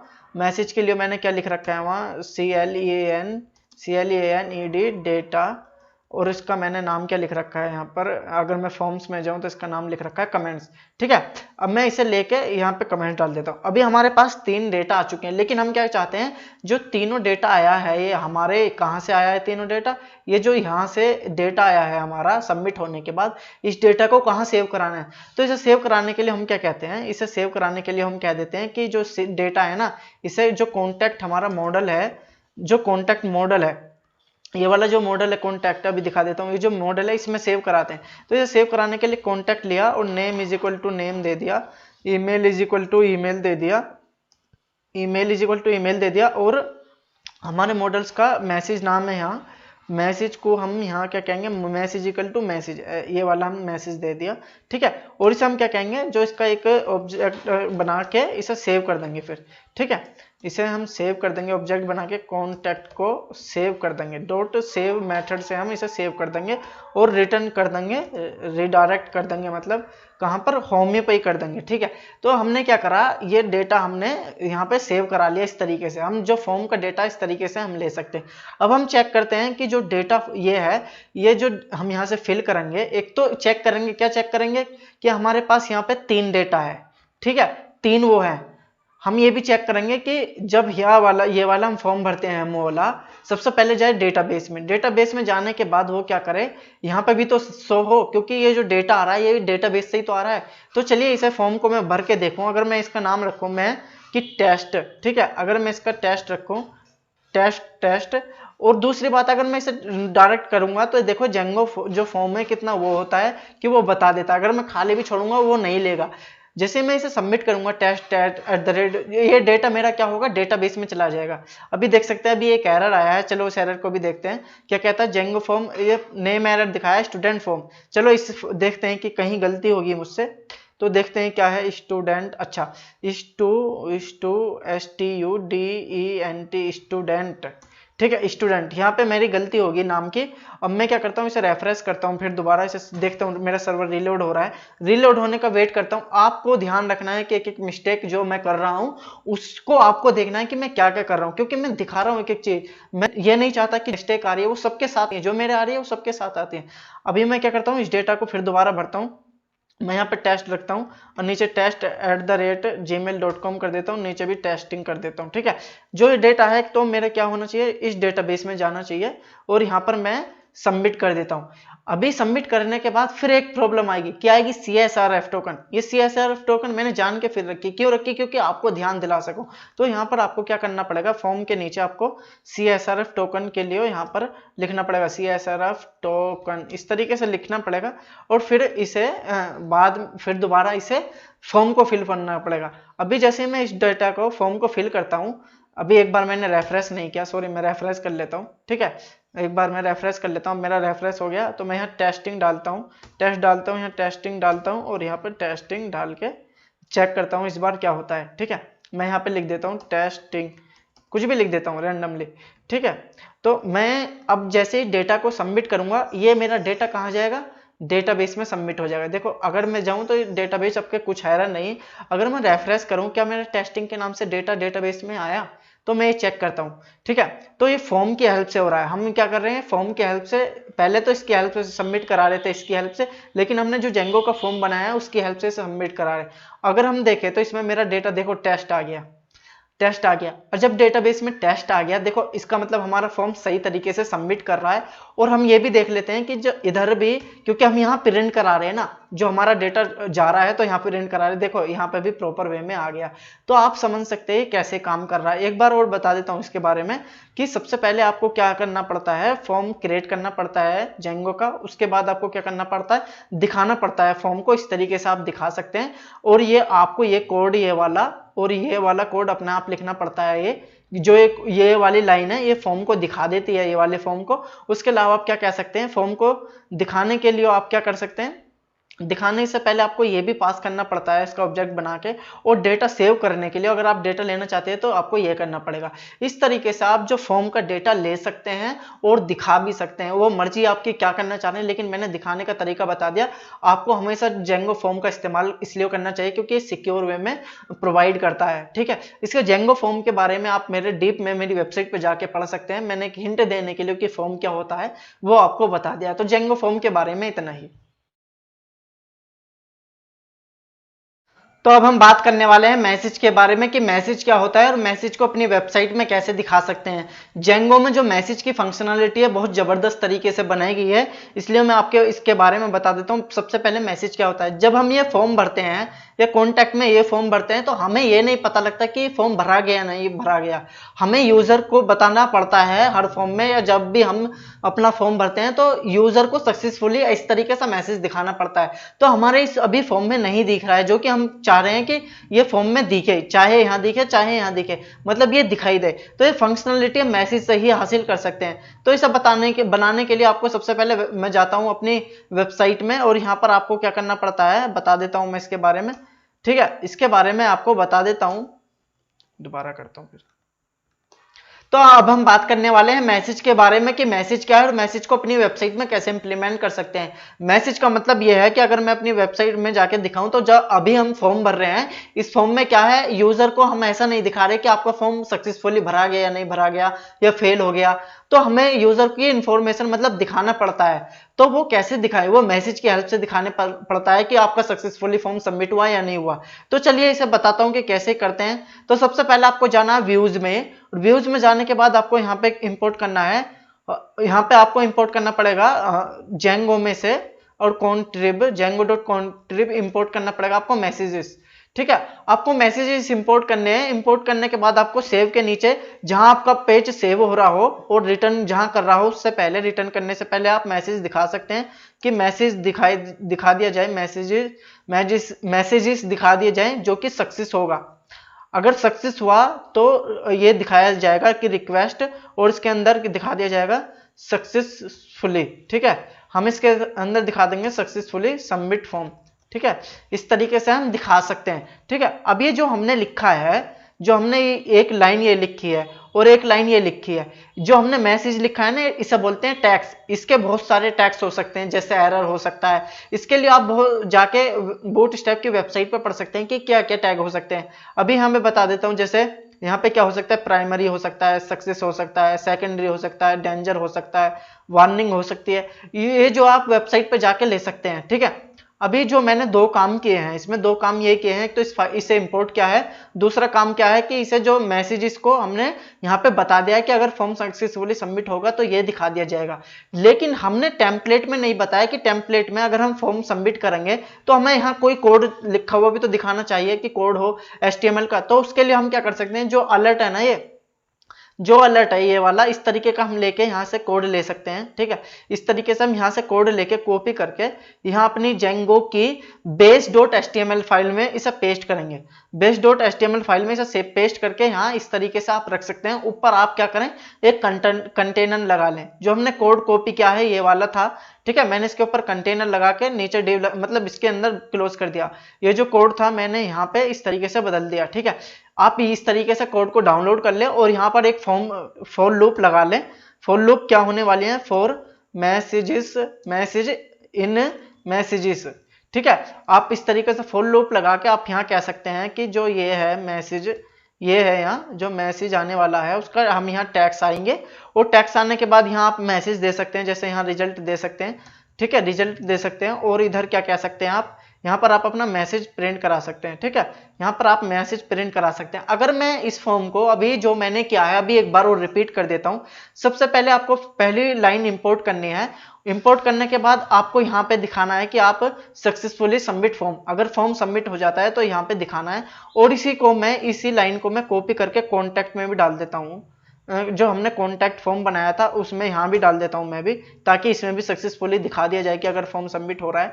तो मैंने दोनों में लगा दिया। उसके बाद क्या करना है, उसके बाद आपको base.html में अलर्ट नाम का ये इसका कोड उठा के आपको यहाँ पे पेस्ट कर देना होता है। उसके अलावा फॉर लूप लगा के आप इसका टेक्स्ट चेंज कर सकते हैं। ये जो टेक्स्ट होता है अगर सक्सेसफुली होगा तो सक्सेस का मैसेज दिखाएगा यहाँ, तो ये टेक्स्ट बदल जाता है कलर के अनुसार। ठीक है, अभी मैं दिखाता हूं कि टेक्स्ट क्या होते हैं। टेक्स्ट का मतलब यह है कि अगर प्राइमरी होगा तो उसका कलर ये होगा। ठीक है, तो ऐसे इस तरीके से सक्सेस होगा तो उसका कलर ये होगा, सक्सेस का कलर थर्ड वाला। तो ये टैक्स है। टैक्स अगर ये अपना आप ही कहां से आता है, ये टैक्स भी बता देता हूं। जो टैक्स आता है यहां से आता है। हम यहाँ सक्सेस लगा रहे हैं, हम यहाँ चाहें तो एरर भी लगा सकते हैं कि एरर दिखाना हो, लेकिन हम सक्सेस दिखाना चाहते हैं तो यहाँ सक्सेस ही रख रहे हैं। और इसे सेव करने के बाद हम अपनी वेबसाइट पे जाते हैं और चेक करते हैं कि इस वेबसाइट में अगर हम फॉर्म सबमिट करें, अगर हम कॉन्टैक्ट में भी और इसमें भी फॉर्म सबमिट करें तो हमें दिखाना चाहिए कि मैसेज कि यूजर ने सक्सेसफुली मैसेज सेंड कर दिया है। अगर मैं इसे देखूं, अगर यहाँ मैं डेटा डालूं, कुछ भी मैं डेटा डाल देता हूं। ठीक है, मैं यहाँ डेटा डालूं और यहाँ पे मैं सबमिट पे क्लिक करूं तो मुझे दिखाना चाहिए कि आपका जो फॉर्म है सक्सेसफुली सबमिट हो गया है कि ठीक है। जैसे मैंने इसे सबमिट किया तो ये देख सकते हैं आप कि जैसे मैंने अभी यहाँ पे कुछ एरर आ गया है। आप देख सकते हैं एरर क्या है। देखो, जब आप फॉर लूप को ओपन करते हैं तो उसे क्लोज भी करना होता है। तो मैंने base.html में क्या करा, फॉर लूप को क्लोज तो कर दिया, लेकिन वो ओपन तो कर दिया लेकिन क्लोज नहीं किया। तो यहाँ पर मैं एंड 4 कर देता हूँ। ये आप छोटी छोटी मिस्टेकों का ध्यान रखना, क्योंकि ये जो छोटी छोटी मिस्टेक होती हैं यही हमें बहुत प्रॉब्लम में डाल देती हैं। इसलिए मैं जो भी मेरे साथ एरर आ रहे हैं मैं वो दिखाने की आपको कोशिश कर रहा हूँ। ठीक है, अभी मैं इसे क्या आप देख सकते हैं, जैसे ही मैंने फॉर्म भरा था फॉर्म सक्सेसफुली सबमिट हो गया। ठीक है, एक बार और भर के दिखा देता हूं मैं, और एक बार डेटा भी दिखा दूंगा मैं। ठीक है, अभी मैंने ये किया और मैं जैसे इसे डेटा को सबमिट पे क्लिक करता हूं तो मुझे यहाँ आना चाहिए फॉर्म सक्सेसफुली सबमिट। तो इससे क्या होता है, यूजर को अच्छा लगता है। देखो आप देख सकते हैं कि सक्सेसफुली सबमिट आ गया। अगर मैं दिखाऊं जो डेटा मैंने अभी ब्लू डक नाम से सेव किया था एक, अगर मैं इसे रेफरेंस करके दिखाऊं क्या मेरा डेटा आया, देखो डेटा आ चुका है, आप देख सकते हैं। अगर मैं अब इधर फॉर्म इधर भी पेस्ट करूं, इधर भी भरूं डेटा को अपने, और यहाँ भी देखूं कि यहाँ पे भी मैसेज आ रहा है या नहीं आ रहा। जैसे ही मैंने इस पर क्लिक किया, आप देखना क्या होता है, जैसे ही मैंने इस पर क्लिक किया तो हमें यहाँ पे मैसेज आना चाहिए कि सक्सेसफुली सबमिट हो गया। तो इस मैसेज की हेल्प से आप दिखा सकते हैं, देखो ये सक्सेसफुली सबमिट दिखा दिया है और मेरा डेटा यहाँ भी सेव हो गया। तो आप देख सकते हैं मैंने आपको मैसेज के बारे में भी बता दिया कि आप मैसेज को अपनी वेबसाइट में कैसे इंप्लीमेंट कर सकते हैं, दिखा सकते हैं। जो मैसेज है इसमें कितने सारे टैक्स होते हैं, आप यहाँ पर टैक्स देख के आप अपने हिसाब से यूज कर सकते हैं। जो टैक्स होते हैं, जैसे आप देख सकते हैं कि अगर आपको एरर दिखाना हो तो आप यहाँ एरर भी लिख सकते हैं, या कहीं और दिखाना हो तो इस तरीके से अपना आप मैसेज को दिखा सकते हैं। मैंने आपको बता दिया कि मैसेज को जेंगो में कैसे दिखाते हैं। तो अब हम बात करने वाले हैं फाइल अपलोडिंग के बारे में कि जेंगो में फाइल अपलोड कैसे की जाती है। फाइल अपलोड का मतलब है जैसे पीडीएफ हुआ, इमेज हुआ, इस तरीके की फाइल को कैसे अपलोड किया जा सकता है, ये देखने वाले हैं आज। तो चलिए बताता हूँ इसके बारे में कि फाइल को कैसे अपलोड किया जाता है। तो चलिए इसके लिए सबसे पहले चलते हैं अपनी वेबसाइट में और यहाँ पर हम एक मॉडल्स बनाते हैं। मॉडल्स क्या रखेंगे, मॉडल्स एक डॉक्यूमेंट्स का रखेंगे जो हम फाइल अपलोड कराएंगे। तो यहाँ पर मॉडल्स बनाने के लिए आप एक काम कर लीजिए, यहाँ पर आप मॉडल्स का नाम रख सकते हैं, डॉक्यूमेंट रख लेते हैं और डॉक्यूमेंट्स के साथ आप रख लेंगे मॉडल्स को, मॉडल से इनहेरिट कर लेंगे। तो यहाँ पर एक मॉडल रख रहे हैं जिसमें हम इमेज और फाइल को पीडीएफ को इंपोर्ट कराएंगे। तो यहाँ पर मैं क्या करता हूँ, एक ऐसा बना लेता हूँ जो कि मॉडल्स डॉट ऑटो फील्ड होने वाला है, जो कि प्राइमरी की। इसके बारे में मैंने बता दिया आपको कि ऑटोमेटिक क्या करता है, सीरियल नंबर इंक्रीमेंट करता रहता है। तो यहाँ पर एक इमेज लेंगे, इमेज को हम मॉडल से निकाल के इमेज फील्ड ले लेंगे, ठीक है, इमेज फील्ड ले लेंगे और यहाँ पर हम क्या कहेंगे, यहाँ पे कहेंगे कि अपलोड कर दो इसे, कहाँ पर, upload to is equal to image नाम का एक फोल्डर बना के, ठीक है। और ऐसे ही हम क्या करेंगे, पीडीएफ लेंगे। पीडीएफ के लिए क्या करेंगे, हम मॉडल्स को हम यहाँ से फाइल लेंगे, फाइल, और यहाँ पर फाइल को ये फील्ड लेंगे हम, फाइल डॉट फाइल फील्ड, ठीक है। और यहाँ पर इसे भी हम अपलोड करा देंगे, कहाँ पर, एक पीडीएफ के फील्ड में, कोई पीडीएफ की देख लेंगे, पीडीएफ नाम का एक फोल्डर बना लेंगे, उसमें इसे करा देंगे। तो हमने देख सकते हैं कि हमने मॉडल बना लिया है, ठीक है। अभी हम एडमिन पैनल में देखें तो हमारे यहाँ कॉन्टैक्ट है, तो हम मॉडल बना लिया है, ठीक है। अब मॉडल को क्या करते हैं, हम सबसे पहले मेक माइग्रेशन करते हैं, ठीक है। पाइथन manage.py में मेक माइग्रेशन वाली रन कमांड चला देता हूँ।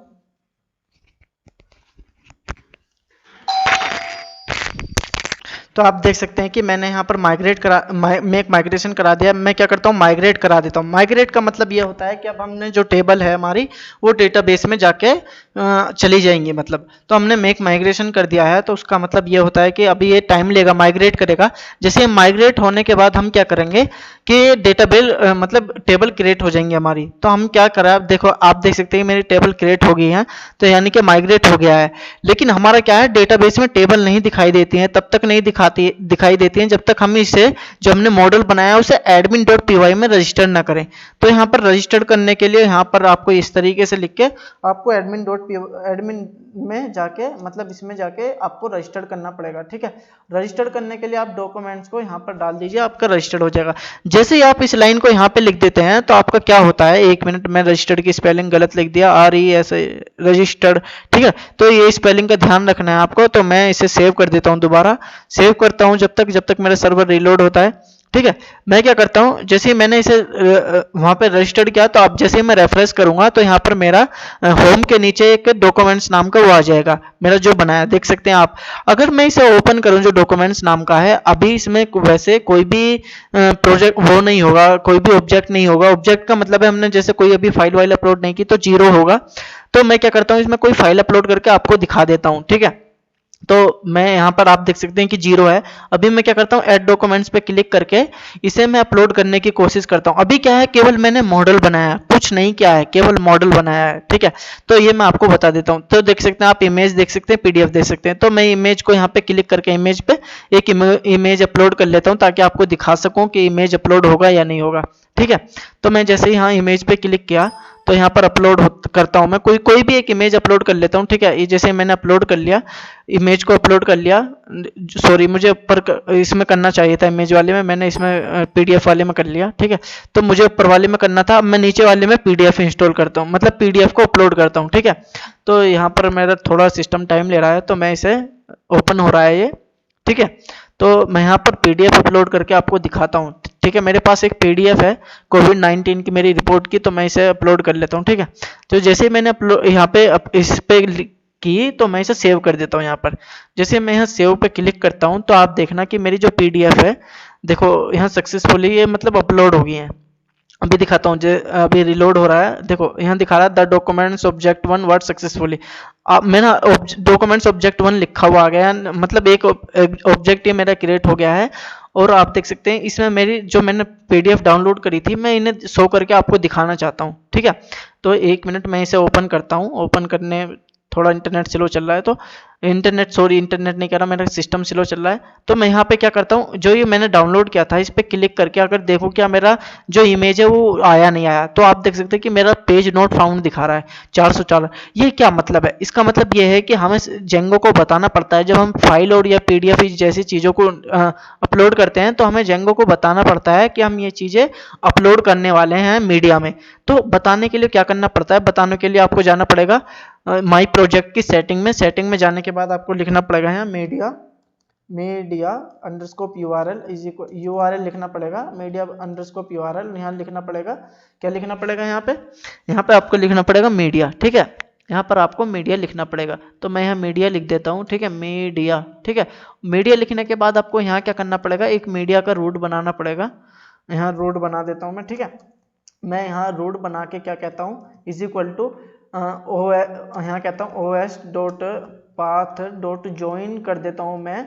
और ज्वाइन क्या करता हूँ, बेस अंडरस्कोप dir को काय में मीडिया में, तो मैं यहाँ मीडिया में ज्वाइन कर देता हूँ। ठीक है, मीडिया में। ठीक है, तो इस तरीके से करना। लेकिन जो OS है इसे इंपोर्ट करना पड़ेगा। इंपोर्ट कहाँ से करना पड़ेगा? ऊपर जाके आपको इंपोर्ट करना पड़ेगा, जो कि मैंने पहले ही कर रखा है। ठीक है, ये करने के बाद इतना आपको करना है। ठीक है, इतना आपको करना है। करने के बाद आपको एक चीज़ सेटिंग और करनी है। वो सेटिंग क्या करनी है, जो आपका होम है जहाँ आपने मॉडल बनाया था उसके URL में जाना है। ठीक है, उसके URL में जाना है और 2 फाइल को इंपोर्ट करना है। इंपोर्ट क्या करना है, आपको यहाँ पर लिखना है फ्रॉम जेंगो डॉट कॉन्फ। ठीक है, इंपोर्ट सेटिंग को कर लेना है। इंपोर्ट एक सेटिंग और एक करना है सेटिंग। ठीक है, और एक इंपोर्ट करना है जेंगो डॉट कॉन्फ। ठीक है, उसके अंदर से URL निकाल के URL डॉट स्टैटिक निकाल के स्टैटिक को इंपोर्ट कर लेना है। ठीक है, इसे इंपोर्ट करने के बाद आपको यहाँ एक चीज़ लिखनी पड़ेगी, प्लस स्टैटिक, और यहाँ पे लिखना पड़ेगा सेटिंग्स डॉट, यहाँ पे आपको लिखना पड़ेगा सेटिंग्स डॉट एक चीज़ लिखनी पड़ेगी। मैं इसे कॉपी कर लेता हूँ, मैंने यहाँ पर रख रखा है। ठीक है, इसे मैं कॉपी कर लेता हूँ ताकि मैं जल्दी कर सकूँ, और यहाँ पर मैं इसे पेस्ट कर लेता हूँ। सेटिंग डॉट मीडिया URL और मीडिया रूट को मैंने सेटिंग डॉट py में बताया था, ये मैं उसे यहाँ इंपोर्ट कर लिया। अगर मैं इसे सेव करूँ, ठीक है, सेव कर दिया। इतना करना है आपको, ये लाइन और ये लाइन, और जो माई प्रोजेक्ट के अंदर जो सेटिंग है उसके अंदर ये वाली लाइन आपको लिखनी है। ठीक है, अगर मैं इसे इंपोर्ट करने के बाद, ठीक है, अगर मैं अब इसे चेक करूं कि हाँ मेरा ये आता है या नहीं आता, तो अभी बताता हूँ। ये तो नहीं आएगा, पर मैं दोबारा अपलोड कर लेता हूँ। दोबारा इसलिए अपलोड कर लेता हूँ क्योंकि जब मैंने अपलोड किया था तब उस टाइम पे सेटिंग नहीं थी, ये नहीं था अवेलेबल। तो मैं इसे अपलोड कर लेता हूँ, 1 मिनट। तो अपलोड करने के लिए मैंने इस पे चॉइस फाइल पे क्लिक किया है। तो मैं एक फाइल को दिखा देता हूँ बस मैं, कि जब मैं अपलोड करूँगा तो क्या आएगा। ठीक है, क्या दिखाएगा या नहीं दिखाएगा। तो अगर मैं इसे अपलोड करूँ, ठीक है, मैंने इसे अपलोड किया और सेव करूँ, सेव एंड कंटिन्यू पे क्लिक कर देता हूँ ताकि यहाँ के यहीं रहे, सेव भी हो जाए डेटा और यहीं के यहीं रहे। तो ये सेव हो रहा है। तो जब तक ये अपलोड होती है तब तक, अपलोड होने के बाद मैं दिखाता हूँ कि क्या दिक्कत दिखाता है। तो यहाँ सस्पेंसिव फाइल ऑपरेशन कुछ दिक्कत दिखा रहा है, जो कि मैं देखता हूँ क्या दिक्कत है। 1 मिनट। तो यहाँ पर कुछ दिक्कत दिखा रहा है, तो ज्वाइन जो हमने क्या है वहाँ दिक्कत है। तो इसे मैं बैक करता हूँ तो चेक करता हूँ कि वहाँ क्या दिक्कत है। ठीक है, तो वहाँ मैं जाता हूँ, देखता हूँ कि क्या दिक्कत है। ठीक है, वहाँ मैं एक बार देख लेता हूँ।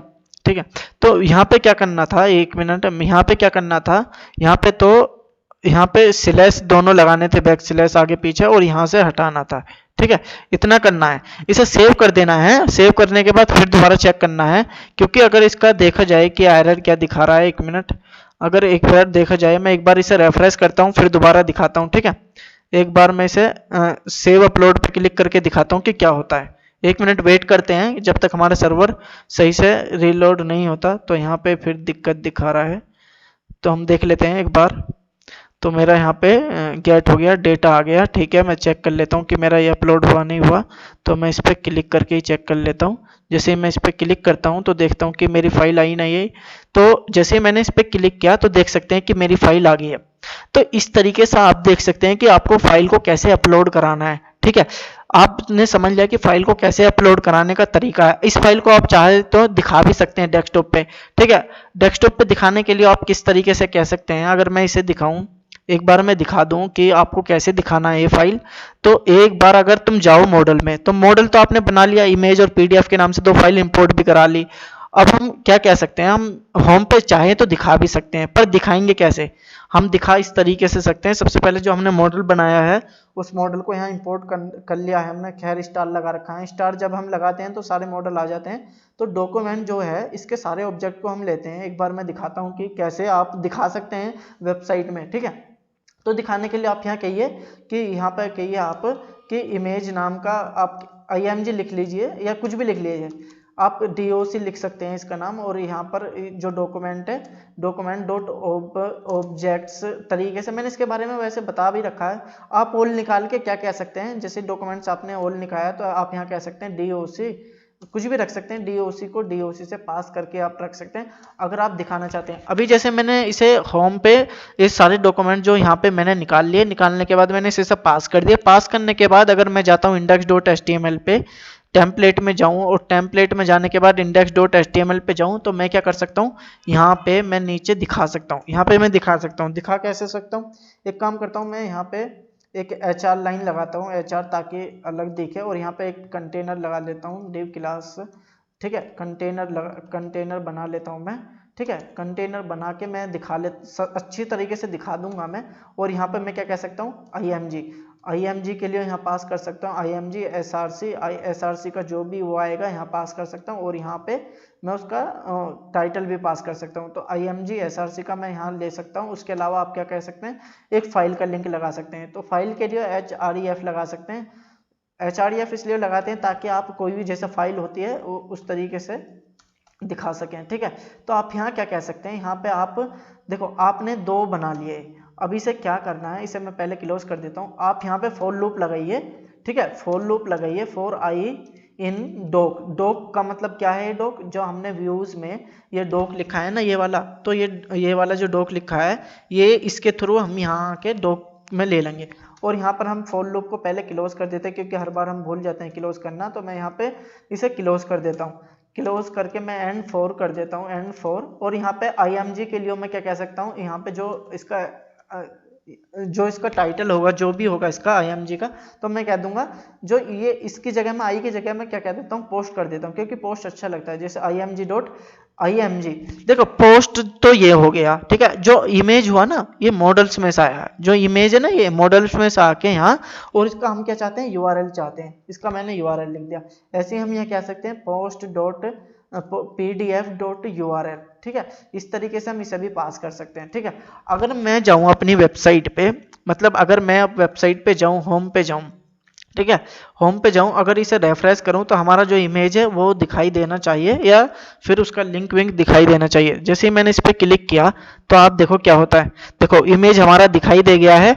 और पीडीएफ इसलिए नहीं आया क्योंकि हमने पीडीएफ को सही से अपलोड नहीं किया है, क्योंकि हमने पीडीएफ हमारे पास दूसरी थी, इसलिए आप देख सकते हैं कि ये कुल मिला के आप देख सकते हैं कि इमेज आ गया। आप देख सकते हैं कि कैसे आप प्रिंट करा सकते हैं। अगर पीडीएफ को आप दोबारा अपलोड कर देंगे तो आप इस तरीके से भी करा सकते हैं। तो मैंने फाइल के बारे में बता दिया कि आपको फाइल को कैसे कर सकते हैं। आप चाहे तो फाइल को यहाँ से भी इंपोर्ट करा सकते हैं, यहाँ फाइल का कोई करके फाइल का इनपुट टाइप बना के फाइल को इंपोर्ट करके डेटा में भी सेव करा सकते हैं। उस तरीके से भी मैंने आपको बता दिया कि फाइल को कैसे इंपोर्ट मतलब फाइल के बारे में भी सेम है। जैसे आप ये लेते हैं ना, जैसे ये जो इसका रिक्वेस्ट बनाया था, इसका टाइप बनाया था, लेबल बनाया था, इसी तरीके से आप उसका टाइप बना सकते हैं फाइल का भी, ठीक है। तो मैंने बता दिया आपकी फाइल को कैसे इंपोर्ट करते हैं जेंगो में।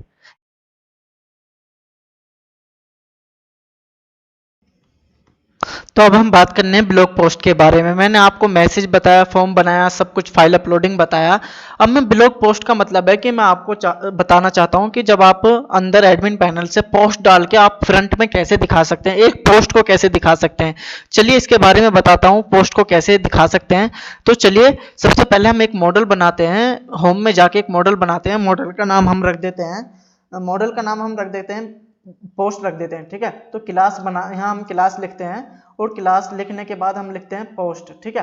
यहाँ पर मैंने पोस्ट लिखा जो कि मॉडल्स डॉट मॉडल में से आएगा, ठीक है। और यहाँ पर मैं क्या करता हूँ, एक ऐसे एसओ ने बना देता हूँ, इसे सेम को कॉपी कर लेता हूँ क्योंकि मैं बार बार यही काम रिपीट कर रहा हूँ, ठीक है। तो यहाँ पे मैं इसे कॉपी करके यहाँ पे मैंने ये डाल दिया। उसके अलावा क्या क्या आता है पोस्ट में, क्या क्या आता है, अगर पोस्ट में देखें तो एक टाइटल आता है, ठीक है, टाइटल आता है, ठीक है, टाइटल आता है। उसके अलावा क्या क्या आता है, एक टाइटल आता है। उसके अलावा टाइटल को मैं पहले ले लेता हूँ, जो टाइटल होगा वो कैर फील्ड होगा, ठीक है। और उसका जो मैक्स लेंथ होगा, उसका जो मैक्स लेंथ होगा 255 रख देते हैं, ठीक है। तो ये हमने टाइटल ले लिया। उसके अलावा क्या क्या होता है, उसके अलावा होता है कंटेंट, ठीक है। तो कंटेंट ले लेते हैं, जो उसका कंटेंट होगा। कंटेंट में जो होता है, मान के चलिए जो कंटेंट होने वाला है वो टेक्स्ट फील्ड होने वाला है, ठीक है, क्योंकि कंटेंट में बहुत बड़ा डेटा होता है। उसके अलावा क्या आता है, एक इमेज आता है, इमेज को हम ले लेते हैं इमेज फील्ड से, ठीक है।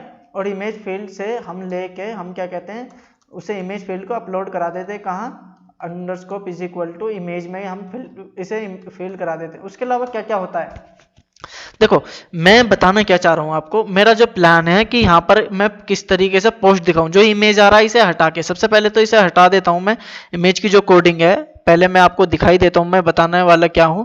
तो मैं सबसे पहले इंडेक्स में जाके ये जो डॉक्स है इसे हटा देता हूं, ठीक है। मैं क्या चाह रहा हूं कि जो यहाँ पर पोस्ट आई, और पोस्ट किस तरीके से आए, इस कार्ड से, जो बूट स्टेप का एक कार्ड्स है इस तरीके से आई, जिसमें एक इमेज हो और यहाँ पर क्या हो, टाइटल हो, और यहाँ पर उसका कंटेंट हो और उसका लास्ट टाइम हो, ठीक है। मैं ये चाह रहा हूँ, तो मैं इसे कार्ड को कॉपी कर लेता हूँ, और कार्ड को कॉपी करके मैं क्या करता हूँ, इसे यहाँ पे कंटेनर में डाल देता हूँ, ठीक है। तो मैं यहाँ पर एक कंटेनर बनाता हूँ। तो कंटेनर बना के क्लास, अभी बताता हूँ मैं, क्लास कंटेनर बना लेता हूँ मैं, ठीक है। और यहाँ पे मैं बना के इसे इसमें कंटेनर में, इस जो कोड है अभी जो मैंने कॉपी किया है, इसे सेम टू सेम ऐसे ही कोड को मैंने कॉपी कर दिया, जिसमें यहाँ इमेज आएगा और यहाँ पे टाइटल आएगा और यहाँ पे कंटेंट आएगा और यहाँ पे लास्ट टाइम आएगा, ठीक है। तो आप इस तरीके से कर सकते हैं। उसके अलावा जो ये जो चीज है हम क्या कर रहे हैं, मॉडल बना के अपनी वेबसाइट में दिखाने की कोशिश कर रहे हैं। टाइटल ले लिया, कंटेंट ले लिया और इमेज ले लिया। अब टाइम ले लेते हैं। टाइम के लिए हम क्या करते हैं, हम यहाँ कर देते हैं टाइम इज इक्वल टू, यहाँ हम कह देते हैं मॉडल्स डॉट टाइम के लिए हम कह देते हैं और डेट टाइम फील्ड, ठीक है, डेट टाइम फील्ड। हम देखते हैं कि ये काम करता है या नहीं करता, नहीं तो मैं देख लूंगा इसके बारे में। तो डेट टाइम फील्ड हम ले लेते हैं यहाँ, और जो कि कर देते हैं auto now add is equal to true, ठीक है। इसे ट्रू कर देते हैं, ये अपना आप ही ऑटो नाउ ऐड हो जाएगी ट्रू। और देखते हैं कि अगर कुछ एरर दिखाता है तो हम उसे देख लेंगे। और जो हम सेल्फ में रिटर्न कर देते हैं, ये इसे रिटर्न इसलिए करते हैं, जब हम मॉडल बनाते हैं उसके अंदर जो पोस्ट आती है, जब हम ऑब्जेक्ट देखते हैं तो वो यहाँ पर इसका नाम आ जाता है पोस्ट का। तो यहाँ पर मैं रिटर्न कर देता हूँ टाइटल को, ठीक है। तो यहाँ पे मैं क्या कहना चाह रहा हूँ, अब ऑटो ऐड नाउ या ऑटो नाउ ऐड, ये देख लेते हैं कहीं हमारी इसमें गलती हो सकती है, इसे हम देख लेंगे। तो मैं भी इसे चेक कर लेता हूँ, ऑटो नाउ ऐड होता है या क्या होता है। एक बार मैं दूसरी पोस्ट खोल के मैं चेक कर लेता हूँ कि मैंने वहाँ पे काम कर रखा है, तो मैं वहाँ पे जाके चेक कर लेता हूँ कि क्या होता है। टाइम के लिए डेट टाइम फील्ड होता है, मैं blank is equal to true डाल दूंगा अभी, क्योंकि वो ही डाल देते हैं हम, ठीक है। Blank is equal to true रख देता हूं मैं, कुछ दिक्कत नहीं होगी इससे, ठीक है। तो मैं यहाँ पे इस तरीके से एक मॉडल क्रिएट कर लिया। अब इसे मैं मेक माइग्रेट कर लेता हूँ, मेक माइग्रेट कर लेता हूँ, ताकि ये हम अपने मॉडल को दिखा सकें। ये हमने मॉडल बना लिया है, ठीक है। तो मैं एक जो पूरी पोस्ट है ना, जो एक पूरी पोस्ट है, मैं क्या चाह रहा हूँ कि एडमिन पैनल से जब हम पोस्ट डालें, वो पोस्ट हमारी एडमिन पैनल से डालें और वो हमारी दिखाई दे कहाँ पर, वेबसाइट पे। तो मेरा मेक माइग्रेशन हो गया है। तो अब मैं माइग्रेट कर चला लेता हूँ, पाइथन manage.py माइग्रेट। ये मैंने कमांड पहले ही सेव कर रखे हैं, मतलब यूज करता रहता हूँ तो बार बार। तो इस तरीके से आप देख सकते हैं यहाँ क्रिएट मॉडल हो गया है पोस्ट, अब ये माइग्रेट हो रहा है। माइग्रेट होने के बाद हम इसे क्या करना पड़ता है, देखो ये माइग्रेट हो गया। अभी से जब मैंने बताया कि जब हम माइग्रेट करते हैं, जब हमें दिखाना होता है एडमिन में, तो यहाँ पर एडमिन में रजिस्टर्ड भी करना होता है। तो रजिस्टर्ड कर देता हूँ मैं इसे, ठीक है। तो रजिस्टर्ड करने के लिए आप कह सकते हैं admin.site.register करके मैं इसे रजिस्टर्ड कर देता हूँ। और जैसे मैं इसे रजिस्टर्ड करता हूँ, अगर मैं अपने एडमिन में जाके चेक करूँ, एक बार मैं इसे होम में जाके चेक करूँ, तो मेरा क्या होगा ना, अभी मेरा सर्वर रीलोड हो रहा है, 1 मिनट। तो सर्वर को रीलोड होने देता हूँ। जैसे मेरा सर्वर रीलोड होता है, हो गया मेरा सर्वर, तो मेरा जो पोस्ट नाम का वो मॉडल मैंने बनाया है वो यहाँ आ गया होगा, ठीक है। लेकिन जो पोस्ट नाम का मॉडल है, एक बार दिखा देता हूँ मैं, एक बार मैं दिखा देता हूँ। देखो आप देख सकते हैं कि मेरा पोस्ट नाम का मॉडल आ गया। अगर मैं न्यू करके देखूं, जो मैंने फील्ड बनाए ना, वो फील्ड यहाँ पे आ गए होंगे। जैसे नेम बनाया, सब कुछ बनाया, वो फील्ड मेरे यहाँ पे आ गए होंगे। अभी दिखा देता हूँ क्या क्या आ गए हैं। देखो मेरा टाइटल आ गया, कंटेंट आ गया, इमेज आ गया, डेट टाइम आ गया। तो आप देख सकते हैं मेरे ये फील्ड आ गए हैं जो कि मैंने बनाए हैं। अब मैं क्या चाहता हूँ, मैं ये चाहता हूँ मैं यहाँ कंटेंट डालूं, और यहाँ जो भी डालूं, कंटेंट वंटेड डालूं या डेट डालूं, जो भी डालूं, मैं अपनी वेबसाइट में इसे दिखा सकूं, अपनी वेबसाइट में दिखा सकूं। कहाँ पर? होम पर, होम पे दिखा सकूं यहाँ। तो मैं क्या करता हूँ, जो मैंने कार्ड्स डाला था, अभी एक बार रिफ्रेश करके देखता हूँ कैसा आ रहा है। वो कार्ड्स मैंने पेस्ट कर दिया था पहले, ये इमेज हट जाएगा। तो आप देख सकते हैं मेरा कार्ड्स अभी ऐसा आ रहा है। तो मैं यहाँ क्या करना चाहता हूँ, ये टाइटल चेंज करना चाहता हूँ, ये एडमिन पैनल साइकिल मिला के ये, ठीक है। तो ये कैसे आएगा, तो यही बताने वाला हूँ, मैं देखने वाला हूँ अभी। तो सबसे पहले क्या करते हैं, सबसे पहले एक हम मॉडल को, मतलब एक कंटेंट डाल लेते हैं, कंटेंट को डाल लेते हैं यहाँ पर। मैं क्या करता हूँ, जो this is from admin panel, ठीक है, ताकि मैं दिखा सकूँ एडमिन पैनल। और मैं यहाँ एक इमेज इंपोर्ट कर ले, कोई भी इमेज रख लेता हूँ अभी फिलहाल के लिए, कोई भी अपलोड कर लेता हूँ, ताकि मैं एक मॉडल को लाइव करके दिखा सकूँ कि वेबसाइट को मतलब कैसे लाइव किया जाता है, कैसे यूज किया जाता है। मैं कोई इमेज अच्छा सा इंपोर्ट कर लेता हूँ, मतलब ले लेता हूँ अपलोड करने के लिए। तो यहाँ पर मेरे पास कई इमेज हैं, तो मैं इनमें से इमेज ये वाला ले लेता हूँ, ठीक है। जैसे मैंने ये इमेज अपलोड किया, वेबसाइट पैनल लिखना था, ये मैं पैनल लिख दिया, और यहाँ पर डेट टाइम लिख के मैंने, अब मैं इसे कंटिन्यू एंड सेव कर देता हूँ, मतलब सेव कर देता हूँ। सेव करके मैं आपको दिखाना चाहता हूँ, जब हम ये लिखते हैं ना, जब हम मॉडल्स में ये लिखते हैं इस लाइन के थ्रू और रिटर्न कराते हैं, टाइटल का मतलब ये हमने रिटर्न करा दिया, तो हमारा क्या होता है, जब हम रिटर्न कराते हैं, तो जब हम सेव करते हैं ना पोस्ट, तो इस तरीके से आ जाती है। तो हमने गलती से डबल पोस्ट सेव कर दी है, कोई नहीं। तो अब हम क्या करने वाले हैं, अब जो हमने पोस्ट सेव किया ना, हम चाहते हैं कि हाँ जितने भी पोस्ट आए यहाँ दिखते रहें। तो दिखाने के लिए क्या करना है, जाते हैं हम, चलते हैं हम अपनी वेबसाइट में और जाते हैं व्यूज में। व्यूज में जाने के लिए हम होम में जाते हैं। होम में जाने पे यहाँ कहते हैं कि जो हमने यहाँ पे पोस्ट लिख लेता हूँ, पोस्ट इज इक्वल टू, यहाँ पर हमने जो पोस्ट नाम का वो बनाया है मॉडल, उसको लेके, ठीक है, यहाँ पे हम पास कर देंगे। बस हमें इतना पास करना है, पोस्ट को यहाँ पे पास करना है, ठीक है। पास करते ही जैसे हमने पास किया, अब हम जाते हैं अपने इंडेक्स में, और यहाँ पर जब इंडेक्स में गए हम, तो हमें कहाँ से कार्ड चलाना है, ये 1 मिनट यहाँ से देखते हैं हम कार्ड कहाँ से रखना है, ठीक है। तो मैं यहाँ पे कार्ड रख लेता हूँ, ये कौन सा कार्ड है, 1 मिनट, ये वाला। मैं यहाँ पे क्या करता हूँ, ये जो कार्ड है ना हमारा, ये वाला, 1 मिनट में से सही तरीके से कर लेता हूँ। हमारा ये वाला यहाँ तक का कार्ड है, ठीक है, ये यहाँ तक का कार्ड है। इससे ऊपर मैं एक फॉर लूप लगाता हूँ यहाँ, ठीक है, फॉर लूप लगाता हूँ। कहता हूँ मैं फॉर पोस्ट इन पोस्ट, ठीक है, इस तरीके से कह देता हूँ मैं। करना तो था ऐसे, यहाँ पे पोस्ट कर देता हूँ मैं, ठीक है, यहाँ पे पोस्ट कर देता हूँ, और मैं यहाँ पे इंडेक्स में क्या करता हूँ, चेंज कर लेता हूँ, क्योंकि पोस्ट में से पोस्ट में आएंगे, ठीक है। इस तरीके से करके, और मैं नीचे यहाँ पहले फॉर लूप को बंद कर देता हूँ, क्योंकि मैं भूल जाता हूँ फिर बाद में।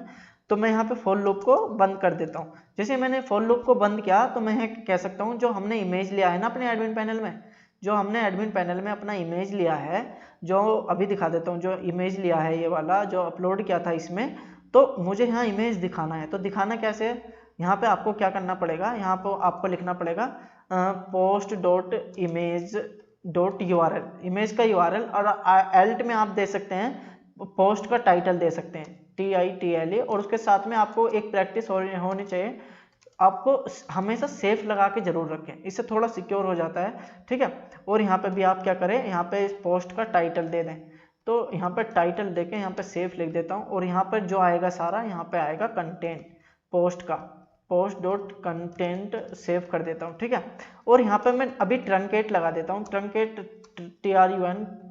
कैट्स, ठीक है। ये इसलिए लगा रहा हूँ कि ज़्यादा वर्ड नहीं आए, केवल 150 आए, ठीक है। अगर ज़्यादा आते हैं तो उससे आगे डॉट डॉट दिखा दे। लास्ट अपडेट के लिए मैं यहाँ क्या कह देता हूँ, मैं यहाँ लास्ट अपडेट के लिए कह देता हूँ मैं यहाँ पोस्ट डॉट टाइम, ठीक है। टाइम को भी मैं सेफ में डाल देता हूँ, ये जरूरी है, ठीक है। अभी जितना मैंने किया है, अगर मैं इतना करने के बाद अगर मैं जाता हूँ होम में, ठीक है, मेरे पास अभी क्या है, दो मॉडल है, ठीक है। 2 पोस्ट मैंने अपलोड कर दिए हैं गलती से, जो कि मुझे नहीं करनी चाहिए थे, चलो कोई नहीं। जैसे ही मैं यहाँ इसे रेफरेंस करता हूँ, तो मैं देखता हूँ कि मेरी पोस्ट आनी चाहिए यहाँ, तो आप देख सकते हैं, देखो मेरी पोस्ट आ गई है 2। तो पर इमेज और ये टेक्स्ट की वजह से थोड़ा दिक्कत हो गई है, तो मैं पहले एक पोस्ट को डिलीट करता हूँ, एक पोस्ट को इसलिए डिलीट करता हूं क्योंकि हम जब वेबसाइट बनाते हैं ना, एक पोस्ट पे हम चेक करते हैं, उसके बाद हम अपने हिसाब से फिर कुछ भी कर सकते हैं। पहले एक पोस्ट पे हम डिजाइन करते हैं, ठीक है। तो यहाँ पे आप देख सकते हैं 2 पोस्ट आ गए, 2 इमेज आ गए, जो कि नहीं आने चाहिए थे इस तरीके से, क्योंकि हमारी गलती है। इसे भी सही करेंगे हम। जो इमेज का हमें हाइट और वो है विड्थ, वो डालना पड़ेगा हमें।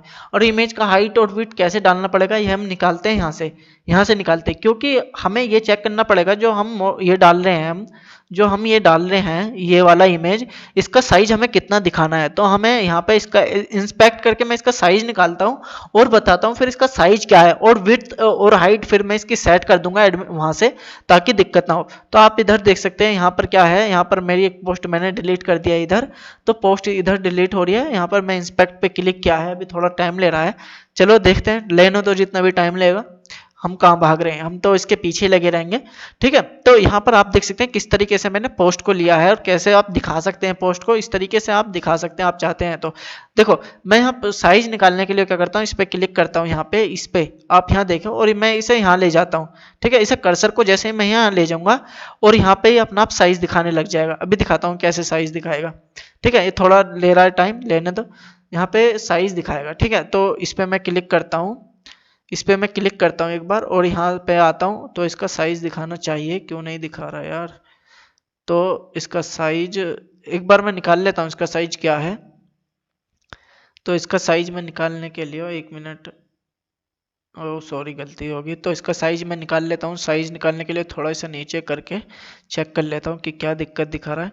तो मैं इस पर क्लिक करता हूँ और इसका साइज क्या है, इसका साइज अगर देखें तो विड्थ ये दिखा, अच्छा 100, देखो आप देखो ऊपर 169 इंटू 250, 169 179 इंटू 250 इसका साइज है, 179 इंटू 250 याद रखते हैं, और इमेज में जाके इसका साइज सेट कर देते हैं।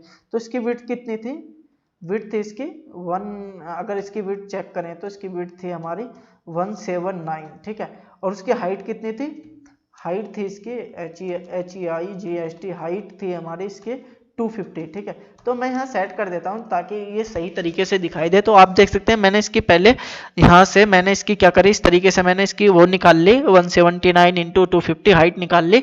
अब हमने जो इमेज है हमारा, इसकी भी हम सेम यहाँ पे लगा के विड्थ और हाइट लगा के यहाँ पर सेट कर दिया। अगर मैं इसे रेफरेंस करूँ क्या ये सही होता है इमेज या नहीं, तो चलिए चेक करते हैं, देखते हैं क्या होता है। तो मैंने इसे रेफरेंस किया, एक तो मैंने ऑब्जेक्ट डिलीट, देखो कितनी गजब की मेरी पोस्ट आ गई, आप देख सकते हैं इसी तरीके से बन गई।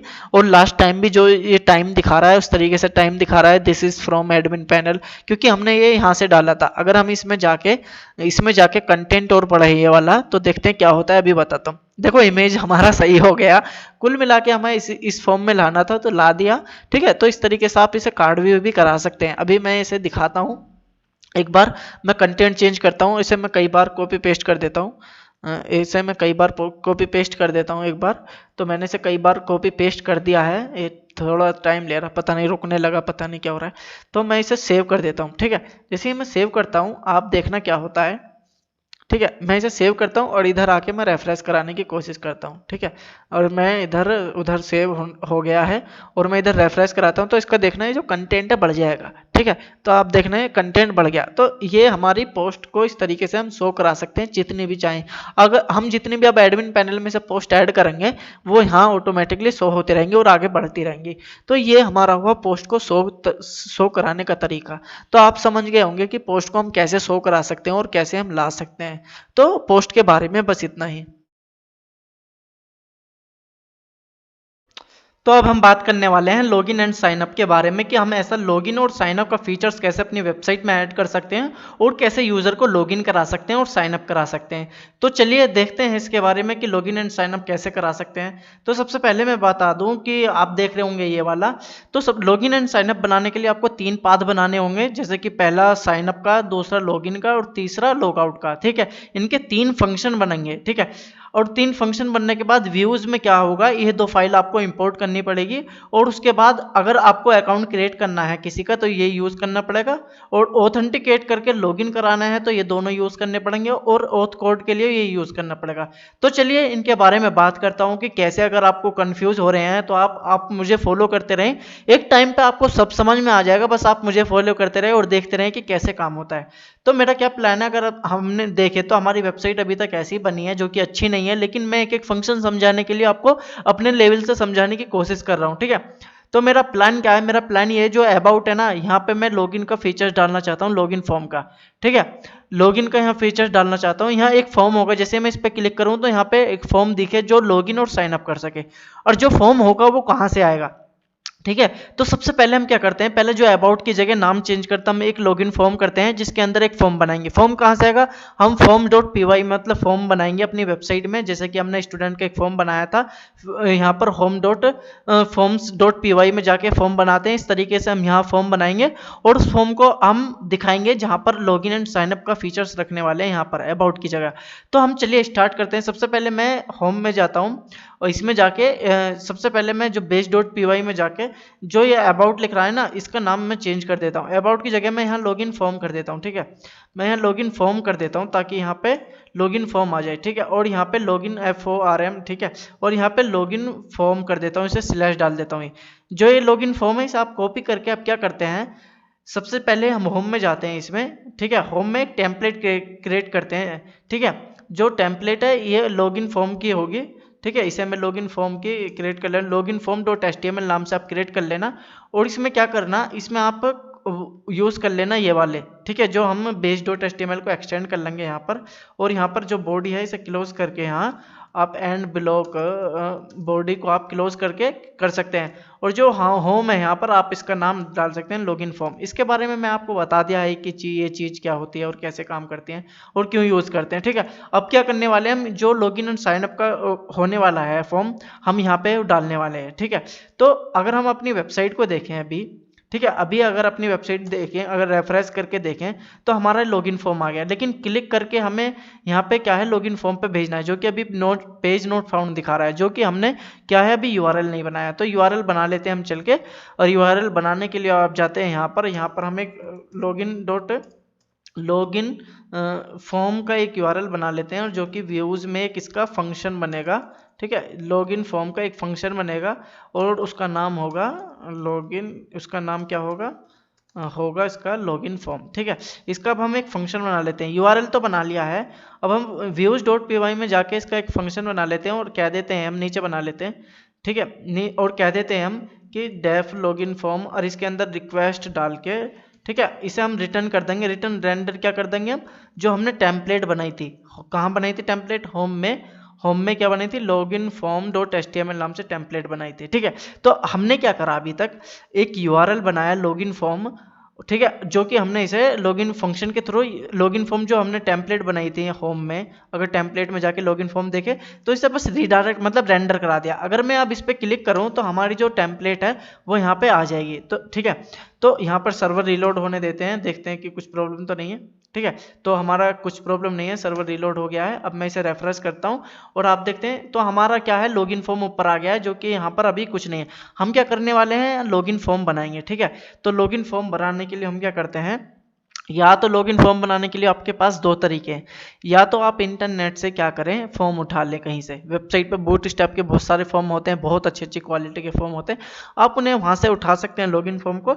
या फिर तरीका आपके पास यह है कि आप खुद HTML कोड लिखें, या फिर एक तरीका forms.py में जाके आप लॉगिन फॉर्म बना लें, ठीक है। तो मैं यहाँ पर दो फॉर्म बनाऊंगा, जो कि क्या होगा, जो दो फॉर्म होंगे, एक तो लॉगिन करने का, एक साइन अप करने का। तो सबसे पहले हम क्या करते हैं, स्टार्ट करते हैं साइन अप से। तो हम साइन अप फॉर्म बनाते हैं पहले, ठीक है। तो साइन अप फॉर्म बनाने के लिए हम क्या करते हैं, यहाँ लिखते हैं साइन अप और इसके अंदर साइन अप फॉर्म लिख देते हैं, और फॉर्म्स डॉट इसे फॉर्म को ये इनहेरिट करेगा।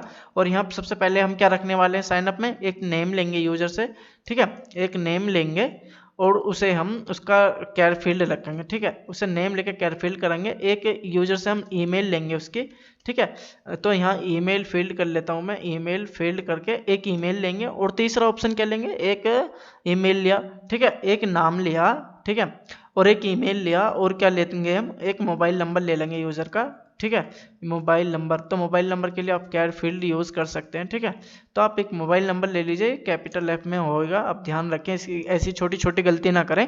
ठीक है, तो आपने क्या करा, लॉगिन कराते वक्त आप क्या करेंगे, एक तो नेम लेंगे और एक ईमेल लेंगे और एक मोबाइल नंबर लेंगे। ठीक है, और एक क्या होगा, आपका पासवर्ड होगा। ठीक है, एक पासवर्ड लेंगे, पासवर्ड को आप कैर फील्ड में ले सकते हैं। ठीक है, आप एक पासवर्ड लेंगे। तो आपने अभी तक क्या करा, आपने 4 चीज़ लॉगिन कराते वक्त आप लेंगे। ठीक है, अब हम जो ये फॉर्म बनाया है इसे हम क्या करते हैं, इसे दिखाते हैं, जो हमने टेम्पलेट बनाई है इसमें दिखाते हैं। ठीक है, तो दिखाने के लिए हम क्या करते हैं, इस साइनअप को सबसे पहले हम कॉपी करके व्यूज़ में जाते हैं, और व्यूज़ में क्या कहते हैं, ठीक है, यहाँ हमारा स्टार से इंपोर्ट है, तो हम क्या कहते हैं यहाँ पर इसका एक फॉर्म बना के हम दिखा देंगे। ठीक है, तो हम इसका एक फॉर्म बना के हम दिखा देंगे और इसे पास कर देंगे। 1 मिनट, कहाँ पर है, यहाँ पर है। ठीक है, तो यहाँ पे क्या करेंगे हम, हम वो बनाएंगे दिखाने के लिए एक वेरिएबल बनाएंगे, और इसका एक ऑब्जेक्ट बना के हम क्या करेंगे, कॉन्टेक्स्ट करके इसे हम 100 को इसे पास कर देंगे। मतलब ये आप कुछ भी रख सकते हैं, इसका नाम जरूरी नहीं है जो मैं रख रहा हूँ वही रखें, बस एक याद दिलाने के लिए। तो मैं 100 इसका मैं नाम रखता हूँ 100 साइनअप। ठीक है, तो मैं जो 100 साइनअप है इसे मैं यहाँ लॉगिन फॉर्म में जाके इसे यहाँ दिखा दूंगा। यहाँ दिखाने के लिए आप क्या करें, सबसे पहले जो आपने ये बनाया है कॉन्टेक्स्ट नाम का, इसे आप पास कर दें इधर। ठीक है, यहाँ पे पास करना बहुत जरूरी होता है, नहीं तो नहीं दिखाएगा। अब इसे कॉपी करके अपना जो लॉगिन फॉर्म .html है उसमें जाइए और इसमें सीधा ऐसे डाल दीजिए। ठीक है, जैसे आपने इतना किया, आप अगर चेक करें, मेरा सर्वर रीलोड है, अगर मैं इसे रेफरेंस करूं तो हमारे यहाँ पे फॉर्म आना चाहिए। ठीक है, तो हम देखते हैं क्यों नहीं आया। ठीक है, हम देखते हैं शायद हमने कुछ सेव नहीं किया। ठीक है, हम चेक कर लेते हैं क्या गलती की हमने। ये हम सेव कर लेते हैं इसे भी, और इसे भी हम सेव कर लेते हैं, इसे भी सेव कर लेते हैं। सारी चीज़ों को हम सेव करके फिर दोबारा चेक करते हैं। ठीक है, तो हमने ये सेव कर लिया है, और हम फिर दोबारा जाके चेक करते हैं क्या हमारी दिक्कत है। ठीक है, जैसे मैंने इसे रेफरेंस किया, अब देखते हैं क्या होता है। चेक करते हैं, हमारा फॉर्म दिखाई देना चाहिए, जो कि नहीं दिखाई दे रहा। अच्छा, नेम एरर आया है, देखते हैं क्या एरर आया है। चलो, sign up form is not define, मतलब ये डिफाइन नहीं किया गया है। देखते हैं कहाँ डिफाइन नहीं किया गया, नेम। ठीक है, name sign up form is not define. ठीक है, चलो इसे भी देखते हैं, साइन अप फॉर्म को ये क्या एरर दिखा रहा है। तो हम क्या जाते हैं, लॉगिन में जाते हैं। यहाँ हमारी दिक्कत कहाँ है, हमारी दिक्कत है व्यूज़ में। व्यूज़ में जाके हम यहाँ कहते हैं कि हमारा सही है ना ये, तो हमने कैसे एक्सेस किया था, इसमें इस तरीके से ही किया था, लेकिन यहाँ पे क्यों नहीं दिखा रहा है, इसे देख लेते हैं एक बार हम। ठीक है, यहाँ पे हमने इंपोर्ट, अच्छा इंपोर्ट नहीं किया, सॉरी। ठीक है, इसे इंपोर्ट भी करना जरूरी है, ये ध्यान रखना। आप इसे इंपोर्ट भी करें, या फिर आप इसकी जगह स्टार भी यूज़ कर सकते हैं। बार बार ना यूज़ करके आप स्टार भी यूज़ कर सकते हैं, बात एक ही है। ठीक है, तो आपको ये छोटी छोटी मिस्टेकों का आपको ध्यान रखना है। अब हम चेक करें, एक बार हमारा सर्वर रीलोड होने देते हैं, फिर देखते हैं कि क्या दिक्कत है। ठीक है, तो ऐसी छोटी छोटी मिस्टेकों का आपको ध्यान रखना है। हम लॉगिन फॉर्म बनाएंगे इस फॉर्म में, और ये जो हमारा साइनअप का है, इस सबसे पहले हम ये चेक कर लेते हैं कि हमारा ये सही चल रहा है या नहीं चल रहा। देखो, सर्वर रिस्टार्ट हो रहा है, रिस्टार्ट होने में टाइम लगता है, तो इसे होने देते हैं, देखते हैं कितना टाइम लेता है। ठीक है, तो हम इसे लॉगिन फॉर्म इसलिए बना रहे हैं क्योंकि बहुत सारी वेबसाइटों में लॉगिन साइनअप का फीचर्स होता है, और इसे हमें समझना बहुत ज़रूरी होता है कि ये लॉगिन साइनअप फीचर्स कैसे काम करता है और हम कैसे खुद यूज़ कर सकते हैं। इस तरीके के फीचर्स हमें ज़रूर आने चाहिए वैसे भी। ठीक है, तो हमारा क्या है, यहाँ पे क्या एरर है, पहले रन करके देखते हैं, हम इतना वेट क्यों कर रहे हैं। ठीक है, तो यहाँ पे हमारा सर्वर ही दिक्कत दे रहा है, तो देखते हैं क्या दिक्कत है। हम इसे दोबारा रीलोड करके एक बार चेक करते हैं। ठीक है, मैं इसे ब्रेक करके पाइथन manage.py रन सर्वर करके देखता हूँ मैं क्या दिखाता है फिर। तो मैं यहाँ पे एक बार चेक कर लेता हूँ। ये वैसे तो इंपोर्ट एरर दिखा रहा है, जो कि हमने स्टार लगा दिया है, तो दिखाना नहीं चाहिए। तो हमारा सर्वर रिस्टार्ट हो गया। अब अगर हम इसे चेक करें तो देखते हैं कि क्या होता है। ठीक है, जैसे मैंने इसे चेक किया तो आप देख सकते हैं कि हमारे 3 फील्ड्स आ गए हैं, नेम, मोबाइल नंबर और ये। तो अब हमें क्या करना है, इस फॉर्म को थोड़ा सही करते हैं। ठीक है, इसे सही करने के लिए हम क्या करते हैं, अपने यहाँ पर आते हैं, लॉगिन फॉर्म में आते हैं, और इसके ऊपर हम क्या करते हैं, एक div container class container use करते हैं। ठीक है, CONTANER कंटेनर, और हम क्या कहते हैं, इसे मार्जिन दे देते हैं पहले टॉप से 5, और इस फॉर्म को हम यहाँ क्लोज कर देते हैं। ठीक है, और उसके बाद हम यहाँ पे एक फॉर्म यूज़ करेंगे, जो कि उसका एक्शन क्या होगा, उसका एक्शन होगा साइन अप। ठीक है, साइन अप क्यों करेंगे? क्योंकि हम साइन अप कराएंगे ना उस यूजर को, और उसका मेथड क्या होगा? पोस्ट। बस आप ध्यान रखें कि मैं क्या कर रहा हूँ, आपको ध्यान रहे, क्योंकि मैं आपको बताने की पूरी कोशिश करूंगा, समझाने की। अब हमने क्या करा, एक कंटेनर ऐड करा, कंटेनर से क्या होगा, हमारा थोड़ा बीच में आ जाएगा, और उसके अलावा जो फॉर्म है हमने एक साइन अप लिखा, जो इसका एक्शन होगा, क्लिक होने के बाद साइन अप को ये एक फंक्शन को हिट करेगा और उसका मेथड पोस्ट होगा, और उसके अंदर हम टेबल रख लेते हैं। टेबल से क्या होगा, ठीक है, मैं टेबल से क्या होगा, जो हमारा ये है ना, ये एक लाइन में इधर ऐसे आ जाएंगे, तो हम इसे एक टेबल में रख लेते हैं। तो टेबल में रख लेता हूँ मैं, ठीक है, टेबल में रख लेता हूँ इसे साइन अप को, और यहाँ मैंने टेबल कर दिया। ठीक है, अब टेबल करने के बाद अब मुझे क्या करना है, एक बटन और बनाना है। ठीक है, बटन और बनाना है, तो मैं इनपुट कर देता हूँ। बटन किस लिए बनाना है? क्योंकि जब हम सबमिट कराएंगे तो कहीं किसी बटन पे क्लिक तो करना पड़ेगा ना, तो submit type is equal to, मैं यहाँ पे SUB सबमिट कर देता हूँ, और इसकी वैल्यू क्या रख देता हूँ, मैं सबमिट ही रख लेता हूँ। ठीक है, तो हमने ये बटन भी बना लिया। ठीक है, अब अगर हम देखें इसे, अपने फॉर्म को जाके देखें कि क्या चेंजिंग हुई, क्या आया, आप इसे अपने हिसाब से स्टाइल कर सकते हैं। अगर आप HTML CSS आती हैं, सारी चीज़ें आप अपने हिसाब से डिज़ाइन कर सकते हैं। मैं बस आपको एक लॉजिक समझा रहा हूँ। ठीक है, लॉजिक समझना बहुत ज़रूरी है। डिज़ाइनिंग तो आप इजीली सीख भी जाएंगे, डिज़ाइनिंग के तो कोई इतना वो भी नहीं है, पर ये लॉजिक को समझना बहुत ज़रूरी है। ठीक है, तो यहाँ पर मार्जिन टॉप हो गया, और मैं मार्जिन चारों तरफ से ही दे देता हूँ। ठीक है, और यहाँ पर क्या हुआ, मैंने और क्या गलती की, यहाँ पर मुझे ऊपर लिख देता हूँ मैं साइन अप। ठीक है, तो मैं यहाँ लिख देता हूँ H2 हेडिंग में लिख देता हूँ साइन अप। ठीक है, SINGN साइन अप फॉर्म। ठीक है, इसकी वजह से हमें पता लगता रहेगा कि कौन सा फॉर्म है, ताकि हमें थोड़ा आसानी रहे। अब मैं इसे रेफरेंस करके चेक करूँ तो मेरा थोड़ा मार्जिन आ जाएगा चारों तरफ से, और साइन अप फॉर्म आ गया।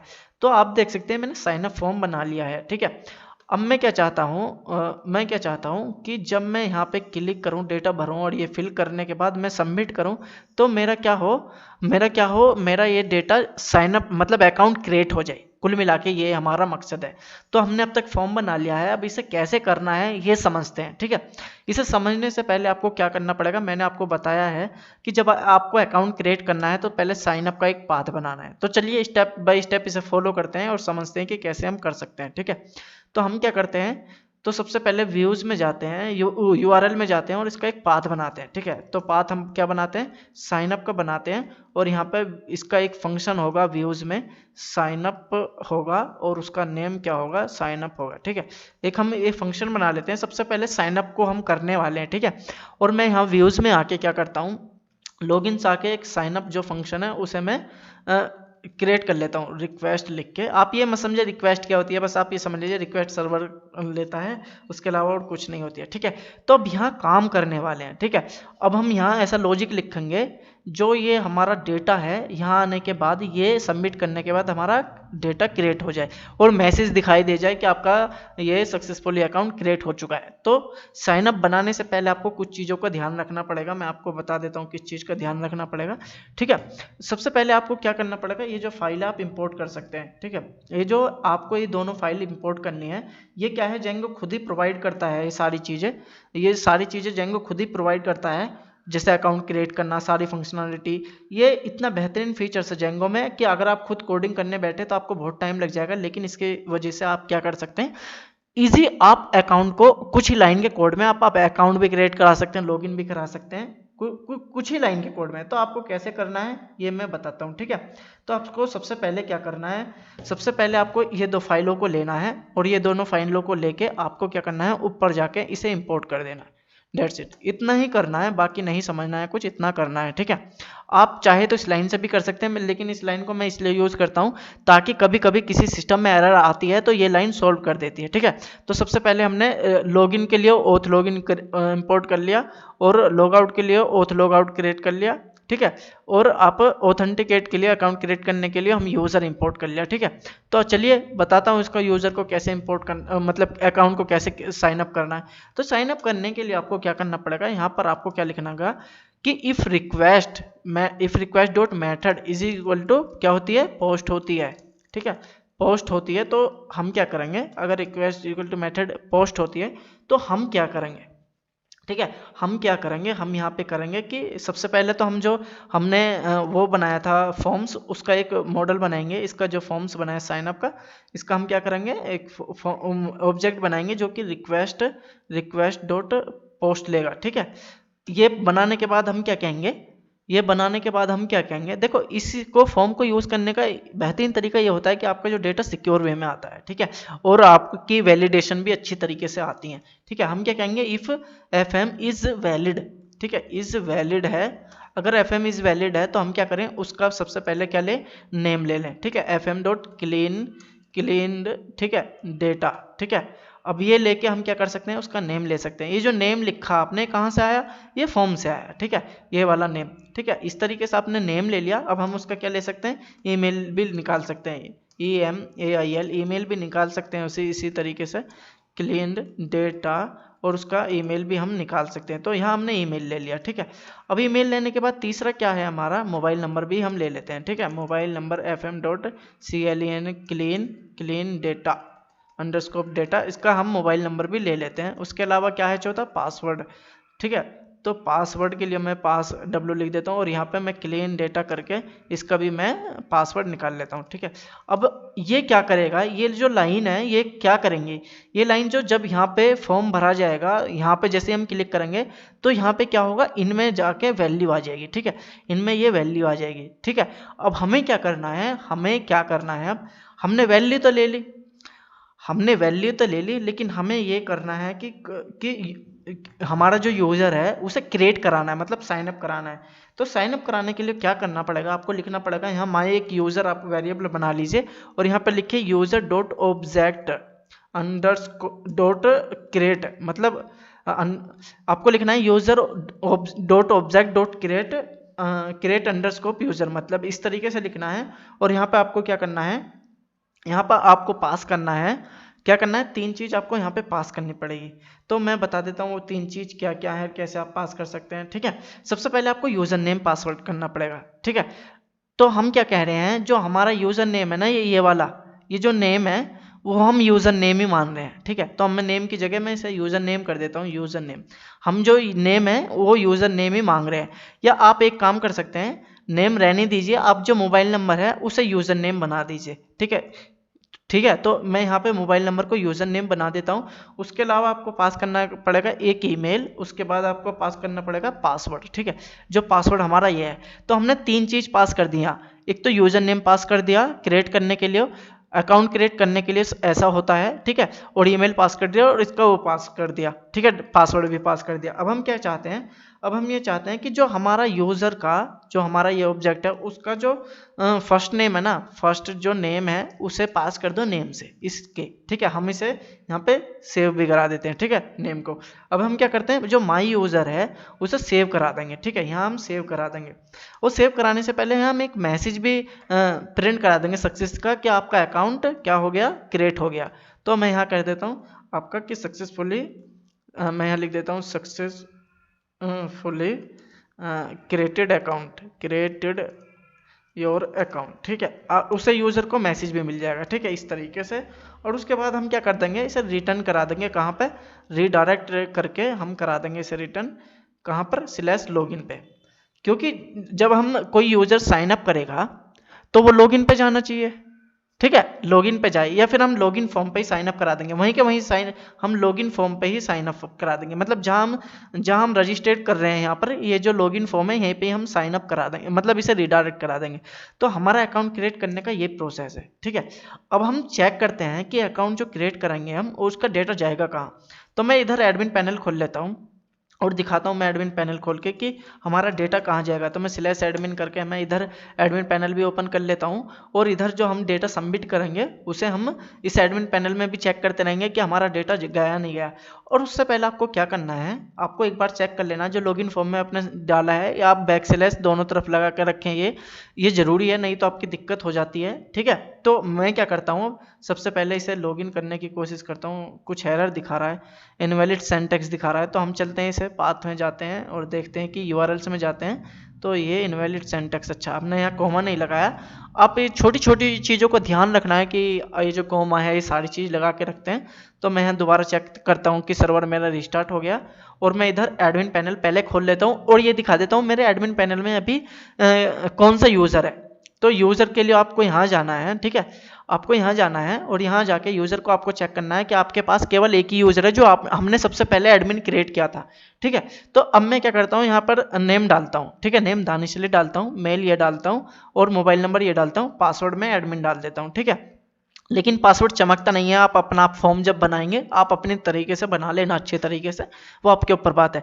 तो मैं क्या करता हूँ, जैसे मैं इस पर क्लिक करूंगा तो मेरा सबसे पहले तो अकाउंट क्रिएट हो जाना चाहिए और यहाँ मैसेज दिखा देना चाहिए और यहाँ पर अकाउंट आ जाना चाहिए, ठीक है। तो चलिए मैं इसे जैसे ही मैं यहाँ क्लिक करता हूँ तो यहाँ पे आप देखो कि CSRF टोकन दिखा दिया 403 फोल्डेबल। तो ये चीज़ का आपको ध्यान रखना है। तो मैं यहाँ पे क्या करता हूँ, CSRF टोकन लगा देता हूँ फॉर्म के बाद। तो फॉर्म के बाद मैं CSRF टोकन लगा देता हूँ। ये लगाना बहुत ज़रूरी होता है, ठीक है। इसके बारे में मैंने बता दिया क्यों इसे लगाना ज़रूरी होता है, ठीक है। जैसे ही आप यहाँ क्लिक करेंगे, अभी दोबारा मैं क्या करता हूँ, दोबारा फॉर्म का डेटा भरता हूँ और जब आपको बताता हूँ, ठीक है। फॉर्म का डेटा भरा हुआ है तो मैं यहाँ सबमिट करता हूँ, देखता हूँ कुछ एरर तो नहीं आता है।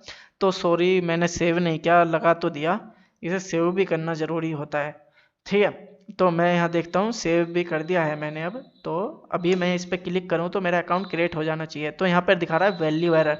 वैल्यू एरर क्या है, चलो चेक करते हैं, देखते हैं कि वैल्यू एरर क्या है। वैल्यू एरर क्या है चेक करते हैं। रिटर्न नन, मतलब कि क्या हो रहा है चेक करते हैं एक बार। home.signup.reason it is return non instant, ठीक है। इसे हम चेक करते हैं क्या एरर है। तो मैंने क्या करा यहाँ, अच्छा जब हम यहाँ अकाउंट क्रिएट करेंगे तो हमें एक चीज़ और ध्यान रखनी है कि उसे हमने यहाँ पे भी रिटर्न कराना है कुछ, ठीक है।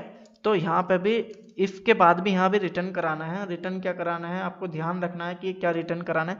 और दूसरी बात, जब आप अकाउंट क्रिएट करते हैं तो आपको क्या करना है, ये जो सारी चीज़ें हैं ये आपको एक पीछे करानी है और रिटर्न इसकी यहाँ जो रिटर्न कराना है सभी रिडायरेक्ट करा देना आप, ठीक है। एक बार मैंने गलती कर दी है तो इन चीज़ों का आप ध्यान रखना। हम क्या कह रहे हैं, देखो ये जो सारी चीज़ें आप इस इफ़ के अंदर लेना और उसके बाद यहाँ पर आप इस तरीके से करना, ठीक है। और इसे रिडायरेक्ट यहाँ पे करा देना होम पे। मर्जी है तुम इसे रिडायरेक्ट कहीं भी करा सकते हो, पर ये जो गलती है ना आप मत करना, क्योंकि मैंने इसके अंदर ही ये कर दिया था, यहाँ कर दिया था, लेकिन मुझे यहाँ करना चाहिए था इन सारी चीज़ों को। तो मैं दोबारा चेक करता हूँ मेरी कुछ एरर तो नहीं आती है। अगर एरर आती है तो फिर चेक करते हैं, चलिए चेक करते के देखते हैं कि अगर कुछ एरर है या है। तो मैं क्या करता हूँ, रेफ्रेश करके फिर चेक करता हूँ कि मेरा अकाउंट क्रिएट हुआ या नहीं हुआ, ठीक है। तो फिर मैं होम पे जाता हूँ कि वो रिटर्न हो गया डायरेक्ट ही। मैं लॉगिन फॉर्म पे यहाँ जो जाता हूँ और यहाँ फिर डिटेल्स भर के चेक करता हूँ। तो मैं यहाँ दानिश अली नाम डाल देता हूँ अपना, ठीक है, दानिश अली नाम डाल देता हूँ। ईमेल में ये डाल देता हूँ और मेरा मोबाइल नंबर ये डाल देता हूँ और ठीक है, और यहाँ मैं एडमिन पासवर्ड डाल देता हूँ और मैं चेक करता हूँ अब क्या होता है, ठीक है। जैसे मैंने क्या, अब यहाँ दिखा रहा है एट्रीब्यूट इज़ वैलिड होता, मैंने इस वैलिड लिख दिया, सॉरी मैं इतनी जल्दी क्यों कर रहा हूँ, ठीक है। यहाँ इज़ वैलिड लिखना था, ठीक है। तो अब फिर दोबारा चेक करते हैं, रेफरेंस करके चेक करते हैं कि क्या एरर है, ठीक है। सर्वर रीलोड होने देते हैं, चेक करते हैं।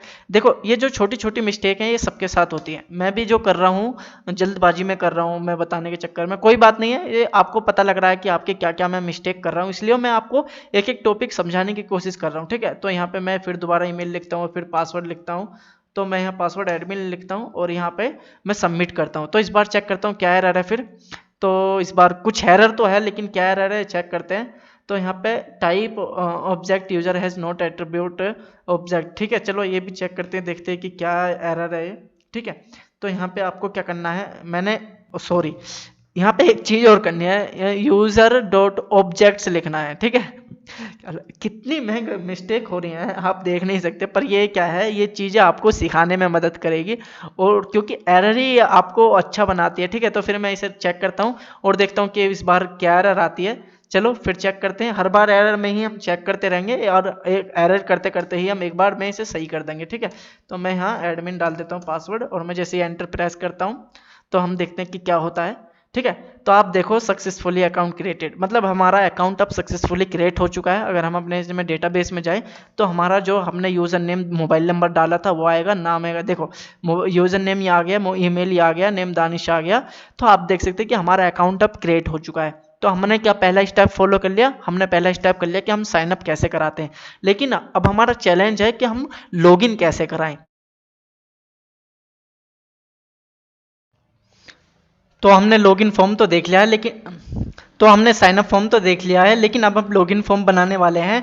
और कैसे बनाते हैं चलिए वो भी स्टार्ट करते हैं। सबसे पहले लॉगिन फॉर्म बनाने के लिए सबसे पहले हम ये फॉर्म बनाते हैं, ठीक है। सबसे पहले हम फॉर्म बनाते हैं, ठीक है। जैसे हमने साइन अप फॉर्म बनाया था, ऐसे लॉगिन फॉर्म बनाने के लिए, लॉगिन करने के लिए भी तो हमें कोई फॉर्म चाहिए ना, तो हम यहाँ नीचे बनाते हैं लॉगिन फॉर्म। तो चलिए मॉडल्स में से मैं क्या करता हूँ, फॉर्म में से इसे कन्वर्ट कर देता हूँ लॉगिन फॉर्म में, इसे ऊपर कॉपी किया। और उसमें क्या क्या चाहिए, दो चीज़ चाहिए, एक यूजर नेम पासवर्ड, जो कि यूजर नेम हमने मोबाइल रखा था, डेट्स इतना काम करना है। इस फॉर्म को दिखाने के लिए आपको क्या करना है, इस फॉर्म को दिखाने के लिए आपको व्यूज में जाना है और यहाँ पे आप लिखिए सो लॉगिन का, आपको इसका वो बना लेना ऑब्जेक्ट, और यहाँ पर आप दिखा सकते हैं लॉगिन फॉर्म में, ठीक है।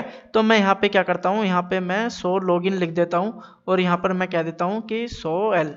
तो इसकी वजह से हम क्या करेंगे, इसकी हेल्प से हम लॉगिन फॉर्म में फॉर्म दिखा देंगे, तो ठीक है। तो इस सारे को हम कॉपी करते हैं, सेम सारे को हम कॉपी करते हैं जो साइनअप का था, और उसे यहाँ नीचे करके यहाँ पे जो लॉगिन साइनअप फॉर्म है उसे हम लॉगिन फॉर्म में कन्वर्ट कर देते हैं, लॉगिन फॉर्म में कन्वर्ट कर देते हैं। और जो ये है साइनअप है इसे हम कर देते हैं लॉगिन, ठीक है। यहाँ पे हम लॉगिन कर देंगे, ठीक है, इसे लॉगिन कर देंगे। लॉगिन क्यों करना है, क्योंकि हम इसका जब यूआरएल बनाएंगे तो उसका नाम लॉगिन रखेंगे, तो उसे लॉगिन रख देंगे और उसका नाम रख देंगे हम यहाँ सो लॉगिन, ठीक है। बस इतना काम करना है आपको, डेट्स इट, इतना काम करना है। अगर हम इसे रेफरेंस करके देखें फॉर्म पे, तो यहाँ पे हमारा एक फॉर्म बन गया होगा जो कि लॉगिन नाम से होगा, आप देख सकते हैं लॉगिन नाम से फॉर्म हो गया। हम क्या चाहते हैं, हम चाहते हैं जब इस पे हम क्लिक करें, सबमिट करें, तो एक लॉगिन हो जाए वो, ठीक है, और मैसेज भी शो कर दे। तो लॉगिन होने के लिए आपको क्या करना पड़ेगा, सबसे पहले एक यूआरएल बनाना पड़ेगा लॉगिन का, जैसे साइनअप का बनाया था ऐसे लॉगिन का आपको एक यूआरएल बनाना पड़ेगा लॉगिन। और यहाँ पर आप कह सकते हैं व्यूज डॉट लॉगिन, फंक्शन का नेम होगा, लॉगिन नाम होगा उसका। और यहाँ पर आप लॉगिन नाम का जो है क्रिएट किया है इसे कॉपी करके आप इसका फंक्शन बना लीजिए नीचे, ठीक है, साइनअप के नीचे ही आप बना लीजिए। और यहाँ पर साइनअप की जगह आप लॉगिन यहाँ पर बना के नीचे आप क्या कह सकते हैं, उसके अलावा आप क्या कह सकते हैं, सेम थिंग आपको रिपीट करनी है जो आपने इसमें रिपीट की थी ना साइनअप फॉर्म में, सेम थिंग वही रिपीट करना है, ठीक है। बस थोड़ा सा चेंज है, सेम थिंग वही रिपीट करना है, जो कि मैं आपको दिखा देता हूँ। FM लॉगिन फॉर्म कह देता हूँ यहाँ, क्योंकि हमारा लॉगिन फॉर्म है जो कि रिक्वेस्ट लेगा, कहाँ कि कौन सी रिक्वेस्ट लेगा, पोस्ट लेगा, ठीक है। और हम क्या कहते हैं, इफ FM इज वैलिड, ठीक है।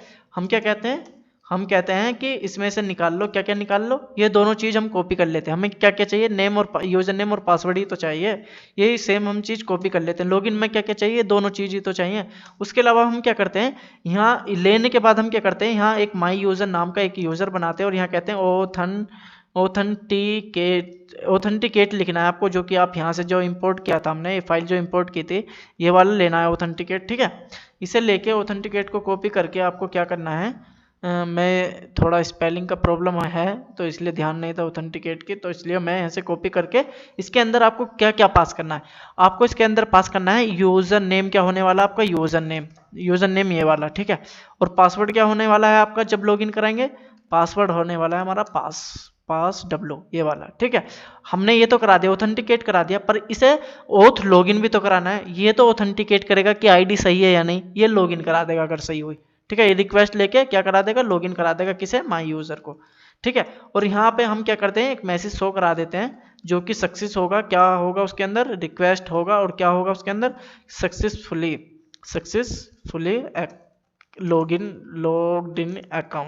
लॉग्ड इन लिख देते हैं, ठीक है। और ये रिटर्न कहाँ कर देगा, रिटर्न रीडायरेक्ट हम करा देंगे, अगर लॉगिन हो जाता है तो हम इसे रीडायरेक्ट करा देंगे कहाँ पर, होम पर, ठीक है। और अगर लॉगिन नहीं होता है तो हम यहाँ पे एक मैसेज प्रिंट करा के कह देंगे मैसेज एरर होगा, जो कि मैसेज एरर होगा क्योंकि यहाँ पे एरर आएगा, तो हम यहाँ प्रिंट क्या करा देंगे, यहाँ कह देंगे समथिंग रॉन्ग, ठीक है। इस तरीके से हम इसे प्रिंट करा देंगे और यहाँ रिटर्न करा देंगे रीडायरेक्ट करके, कहाँ, वहीं उसी पेज पे करा देंगे, कहाँ करा देंगे, लॉगिन फॉर्म पर, ठीक है। देखो क्या है, ये जो हमने अभी तक कोड किया है इसे मैं समझाता हूँ। यहाँ हमने सेम थिंग ये रिपीट की हमने डेटा लेने के लिए। यहाँ पे हमने ऑथेंटिकेट कराया यूजर को और पासवर्ड को। अगर यूजर पासवर्ड सही होता है तो ये लॉगिन करा देगा और मैसेज प्रिंट कर देगा सक्सेसफुल लॉग्ड इन, और यहाँ रिटर्न कर देगा होम पर, ठीक है। और यहाँ अगर कुछ गलत होगा तो समथिंग एरर दिखा देगा लॉगिन फॉर्म पे।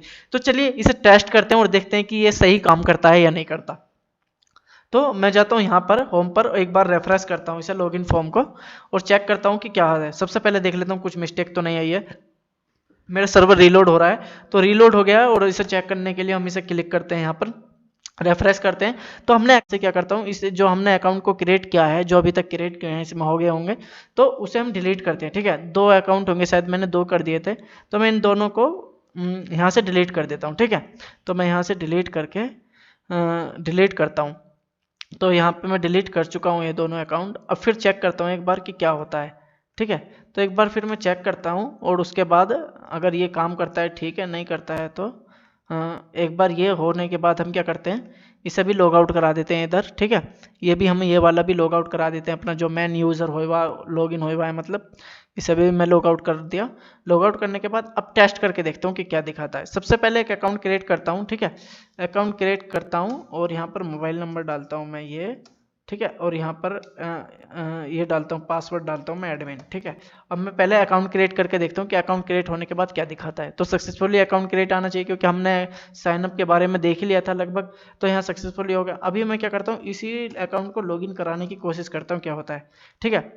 अभी मैं देखता हूँ कि क्या होता है। तो सक्सेसफुली लॉगिन हो जाना चाहिए इस अकाउंट से, ठीक है। तो ये सक्सेसफुली वर्क कर रहा है। तो हम एक चीज़ चेक करते हैं कि अगर ये लॉगिन है तो इसका नाम आना चाहिए। नाम हम यहाँ करते हैं, जो नाम है ना, हम यहाँ प्रिंट करा देते हैं इसके। सक्सेसफुली लॉग्ड इन से आगे हम इसका नाम प्रिंट करा देते हैं। तो नाम प्रिंट कराने के लिए हम क्या करते हैं, बेस में जाते हैं, जहाँ पर हमारा क्या है मैसेज है ना, यहाँ पे हम इसका नाम प्रिंट करा देते हैं। कहाँ पर, नेम प्रिंट करा देते हैं, मतलब यहाँ। तो मैं यहाँ नेम यूज़र नेम प्रिंट करा देता हूँ, ठीक है, यूज़र नेम। तो यहाँ प्रिंट कराने के लिए क्या करना पड़ेगा, रिक्वेस्ट डॉट यूज़र देखते हैं, यूज़र, ठीक है। इसे चेक करते हैं, फिर देखते हैं कि क्या दिखाता है। एक बार मैं इसे रेफरेश करके चेक करता हूँ कि क्या दिखाता है, ठीक है।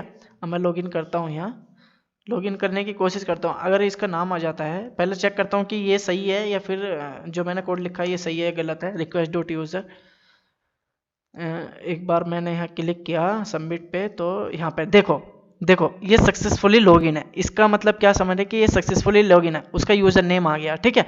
तो अभी हमारा क्या मतलब है, ये सक्सेसफुली लॉगिन काम कर रहा है। लेकिन जो ये काम नहीं कर रहा ना, जैसे कि हम डाल रहे हैं रॉन्ग आईडी भी डाल रहे हैं, वो पे भी सक्सेसफुल दिखा रहा है। इसलिए ये दिखा रहा था क्योंकि हमारा अकाउंट पहले ही लॉगिन था, तो इसलिए दिखा रहा था। तो लॉग आउट करने के लिए हम फंक्शन बनाते हैं, ठीक है। तो हमारा सक्सेसफुली ये काम कर चुका है लॉगिन का। तो अब हम एक लॉग आउट का एक फंक्शन बनाते हैं और चेक करते हैं, ठीक है। तो चेक क्या करते हैं, लॉग आउट का बनाने के लिए आपको क्या करना है, यहाँ पर पाथ लिखना है और यहाँ पर आपको लिखना है log out. Simply log out लिखना है और उसमें व्यूज में एक फंक्शन बना देता है लॉग आउट, और नेम भी उसका लॉग आउट लिख देना है, ठीक है। तो लॉग आउट, यहाँ पर एक नेम भी लॉग आउट लिख देना है, ठीक है। अब लॉग आउट लिखने के बाद अब इसका एक फंक्शन बनाना है व्यू में जाके, ठीक है। डिफाइन डेफ, यहाँ पे एक लॉग आउट का फंक्शन बनाना है। लॉग आउट के लिए क्या करना है आपको, लॉग आउट के लिए क्या करना है अभी बताता हूँ मैं, ठीक है। लॉग आउट में आपको कुछ नहीं करना, बस एक लाइन आपको लिखनी है, बताता हूँ क्या लिखनी है, ठीक है।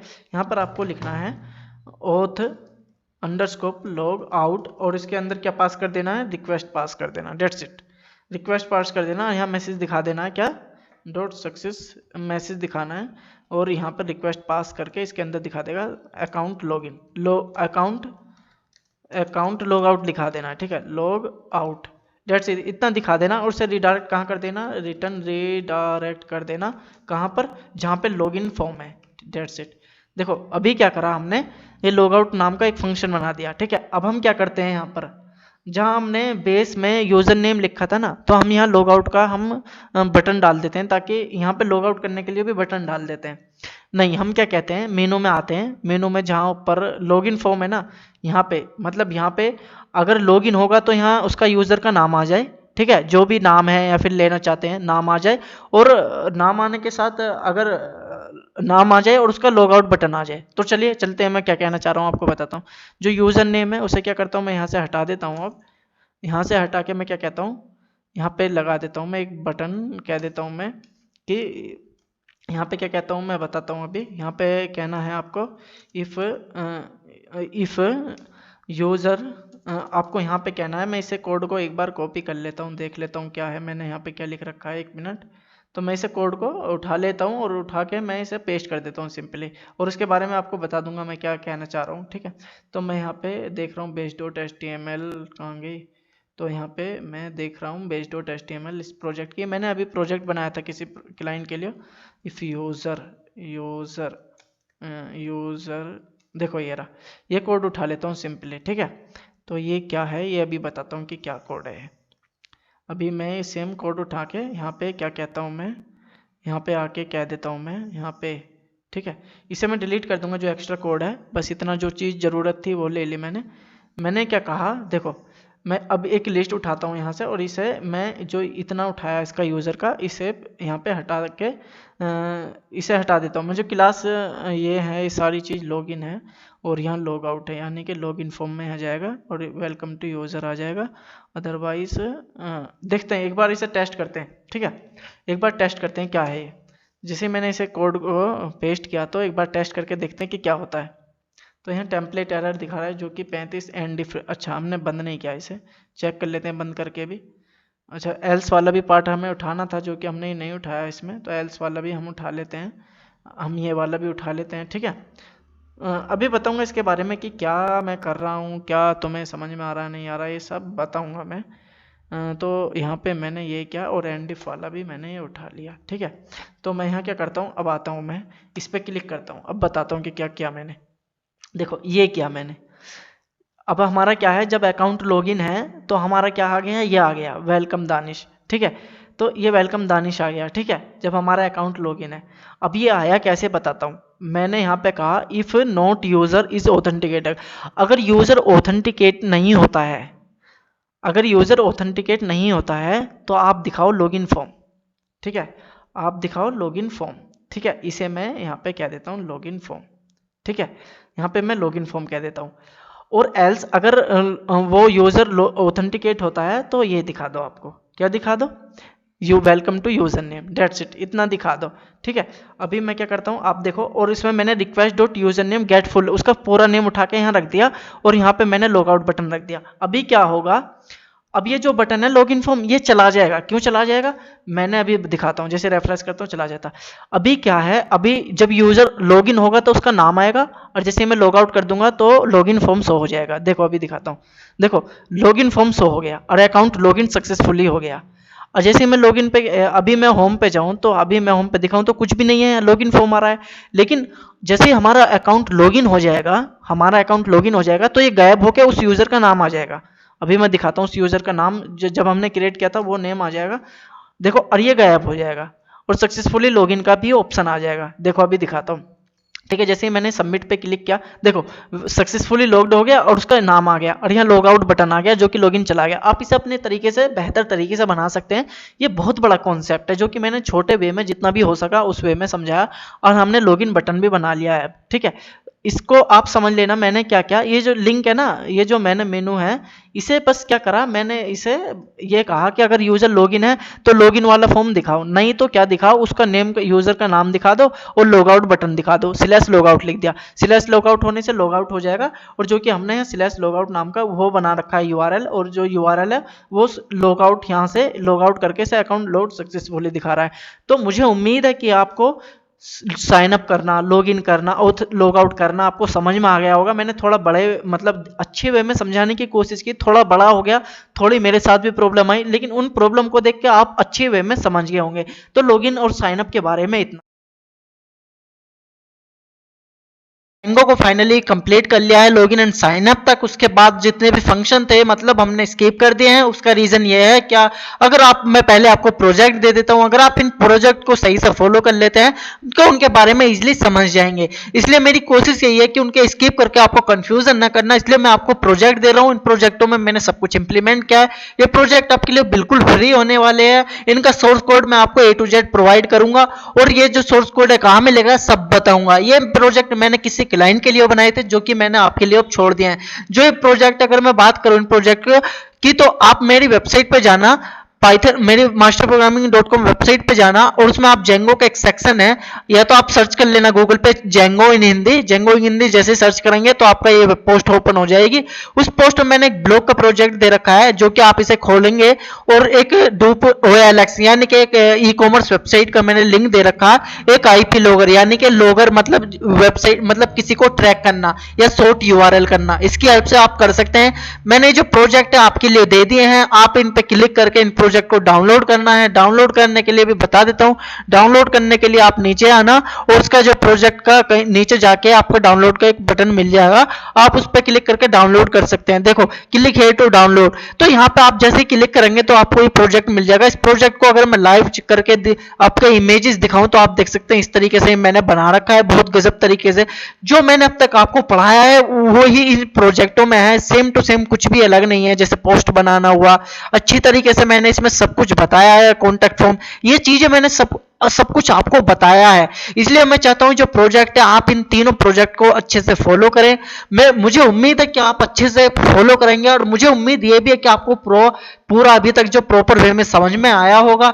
यही प्रोजेक्ट जितना मैंने सिखाया इन बेस पे मैं आपको ये प्रोजेक्ट दे रहा हूं। मुझे उम्मीद है कि इन प्रोजेक्टों को आप डाउनलोड करके आप कोड को समझने की कोशिश करेंगे, फिर अपना कोड लिखेंगे। इसलिए मैं चाहता हूं कि आप इन प्रोजेक्टों को अच्छे से लें और इन्हें अच्छे से स्टडी करने के बाद ही आप और अपने आप ही खुद प्रोजेक्ट बनाएं, क्योंकि जेंगो में जितने भी मेन जो फंक्शन होते हैं लगभग मैंने सभी बता दिए हैं। उसके अलावा जो प्रोजेक्ट मैंने मतलब मेन फंक्शन छोड़े हैं कुछ, वो मैंने इसलिए छोड़े हैं ताकि पहले आप इन प्रोजेक्ट कर लें 2-4, उसके बाद ही उन फंक्शन पे आप जंप करें। मुझे उम्मीद है कि आप ये फंक्शन मतलब आप ये ब्लॉग का और डूप OLX IP लॉगर वेबसाइट का सोर्स कोड डाउनलोड करेंगे। उसके अलावा भी कई प्रोजेक्ट जो मैं आने वाले टाइम में जेंगो की सीरीज में ऐड करूंगा। आप यहां पर जाकर जेंगो की सीरीज में आप देख सकते हैं, यहां पर मैं बहुत ज्यादा ऐड कर दूंगा। इसलिए मैं चाहता हूं कि आप इसे अच्छी तरीके से फॉलो करें और फॉलो करने के बाद भी आप नए नए प्रोजेक्ट बनाएं, आप क्लाइंट के लिए बनाएं, आप इधर उधर अपने लिए बनाएं, ब्लॉग बनाएं, 2-4 प्रोजेक्ट अपने लिए बनाएं। फिर उसके बाद आप फेसबुक या इधर उधर या freelancer.com वेबसाइट पे जाकर किसी दूसरे के लिए पैसों में भी प्रोजेक्ट बना सकते हैं। ये मैंने जो प्रोजेक्ट बनाए हैं, जो मैंने आपको सोर्स कोड दिया है, जो मैंने अब तक आपको बताया है, ये सोर्स कोड भी इसी बेस पे दिया है, इससे ज्यादा मैंने कुछ नहीं दिया है। बस आपको अच्छे से समझाने के लिए ये प्रोजेक्ट का सोर्स कोड मैंने रखा है ताकि आप इन प्रोजेक्ट के सोर्स कोड को डाउनलोड करके अपना आप खुद प्रोजेक्ट करें। अगर आपको कुछ कंफ्यूजन होती है, कुछ दिक्कत होती है, तब मेरे से आप संपर्क कर सकते हैं। मेरा नंबर आपको मिल जाएगा डिस्क्रिप्शन में, या फिर आप मेरी वेबसाइट पे जाकर कॉन्टैक्ट फॉर्म पे डायरेक्ट आप फिल करके मुझे कॉन्टैक्ट कर सकते हैं। इसलिए मैं चाहता हूं कि आप जेंगो को अच्छी तरीके से लर्न करें। अगर आप अच्छी तरह से लर्न कर लेते हैं तो फेसबुक या फ्रीलांसर, ये बहुत सारी वेबसाइट है जो आपको काम प्रोवाइड कर देगी। इसलिए मैं चाहता हूं कि जेंगो को आप पूरा फिनिश कर ले। मुझे उम्मीद है दोस्तों कि आपको ये जेंगो का ट्यूटोरियल अच्छी तरीके से समझ में आया होगा। अगर आया है तो मेरे चैनल को भी सब्सक्राइब करें, मेरी वेबसाइट को भी फॉलो करें और मेरे इस कोर्स को भी दूसरों तक पहुंचाएं ताकि और लोग भी अच्छे से लर्न कर सके। तो थैंक यू, धन्यवाद जेंगो को पढ़ने के लिए। तो फ्रेंड्स, हमने देखा कि पाइथन बेसिक, पाइथन एडवांस और पाइथन टिगिंटर और पाइथन सेलेनियम और पाइथन जेंगो के एक एक ट्यूटोरियल को हमने पूरा कंप्लीट कर लिया है। अब हमारा जो फ्यूचर का प्लान है, जो मैं आगे ट्यूटोरियल लाने वाला हूं, मशीन लर्निंग हो गया, उसके अलावा डीप लर्निंग और पाइथन हैकिंग ट्यूटोरियल हो गया, डेटा स्ट्रक्चर एल्गोरिथम हो गया, उसके अलावा बहुत सारी चीजें जो प्रोजेक्ट है वे लाने वाला हूं। तो फाइनली अगर ये ट्यूटोरियल आपको, ये पूरी सीरीज आपको पूरी अच्छी लगी है तो मेरे जो नेक्स्ट आने वाले ट्यूटोरियल है उन्हें भी फॉलो कर सकते हैं। जो ये ट्यूटोरियल है course.masterprogramming.com पे मिल जाएंगे, उसके अलावा या मेरी वेबसाइट पे मिल जाएंगे, या फिर आप मेरे यूट्यूब चैनल को भी फॉलो कर सकते हैं मास्टर प्रोग्रामिंग को, वहां पर भी ये ट्यूटोरियल मिल जाएंगे। मैं फ्यूचर में इतने अच्छे अच्छे प्रोजेक्ट इसलिए लाने वाला हूं, जो ये ट्यूटोरियल इसलिए लाने वाला हूं, हिंदी में अभी तक ऐसे डीप में बिल्कुल सिंपल वे में समझाने की किसी ने भी कोशिश नहीं की है। मैं आने वाले टाइम में बिल्कुल डीप में और इजी वे में समझाने की पूरी एंड तक कोशिश करूंगा। जैसे आपको ये ट्यूटोरियल जो अभी मैंने पढ़ाए हैं, आपको जैसे ये अच्छे लगे हैं, जैसे इजी वे में मैंने इन्हें बताया है, ऐसे ही मैं आने वाले फ्यूचर में जो प्लान है ये ट्यूटोरियल लाने वाला हूं। उसके अलावा हर प्रोग्रामिंग लैंग्वेज के एक एक ट्यूटोरियल को लाने वाला हूं।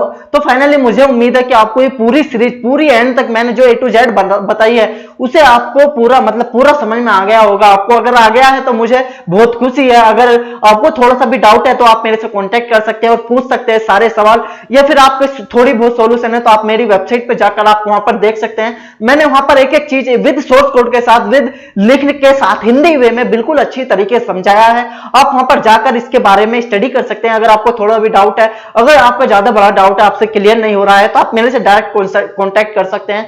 तो फ्रेंड्स मैंने आपको पूरा अभी तक जो फ्यूचर प्लान भी है और जब तक पढ़ाया है वो भी बता दिया है। जल्दी ये मैं ट्यूटोरियल जल्दी लाने वाला हूं और बताने वाला हूं कि इनका यूज करके आप कितने बड़े बड़े अच्छे अच्छे एप्लीकेशन और बहुत एडवांस लेवल तक डेवलप कर सकते हैं और इनका यूज करके आप बहुत अच्छी कंपनी में कैसे ज्वाइन कर सकते हैं, सब आगे फ्यूचर में बताने वाला हूं। तो फाइनली हमने इस ट्यूटोरियल को एंड तक कंप्लीट कर लिया है। अब जो फ्यूचर ट्यूटोरियल है मैं आगे आपको बता दूंगा कि कब आने वाले हैं।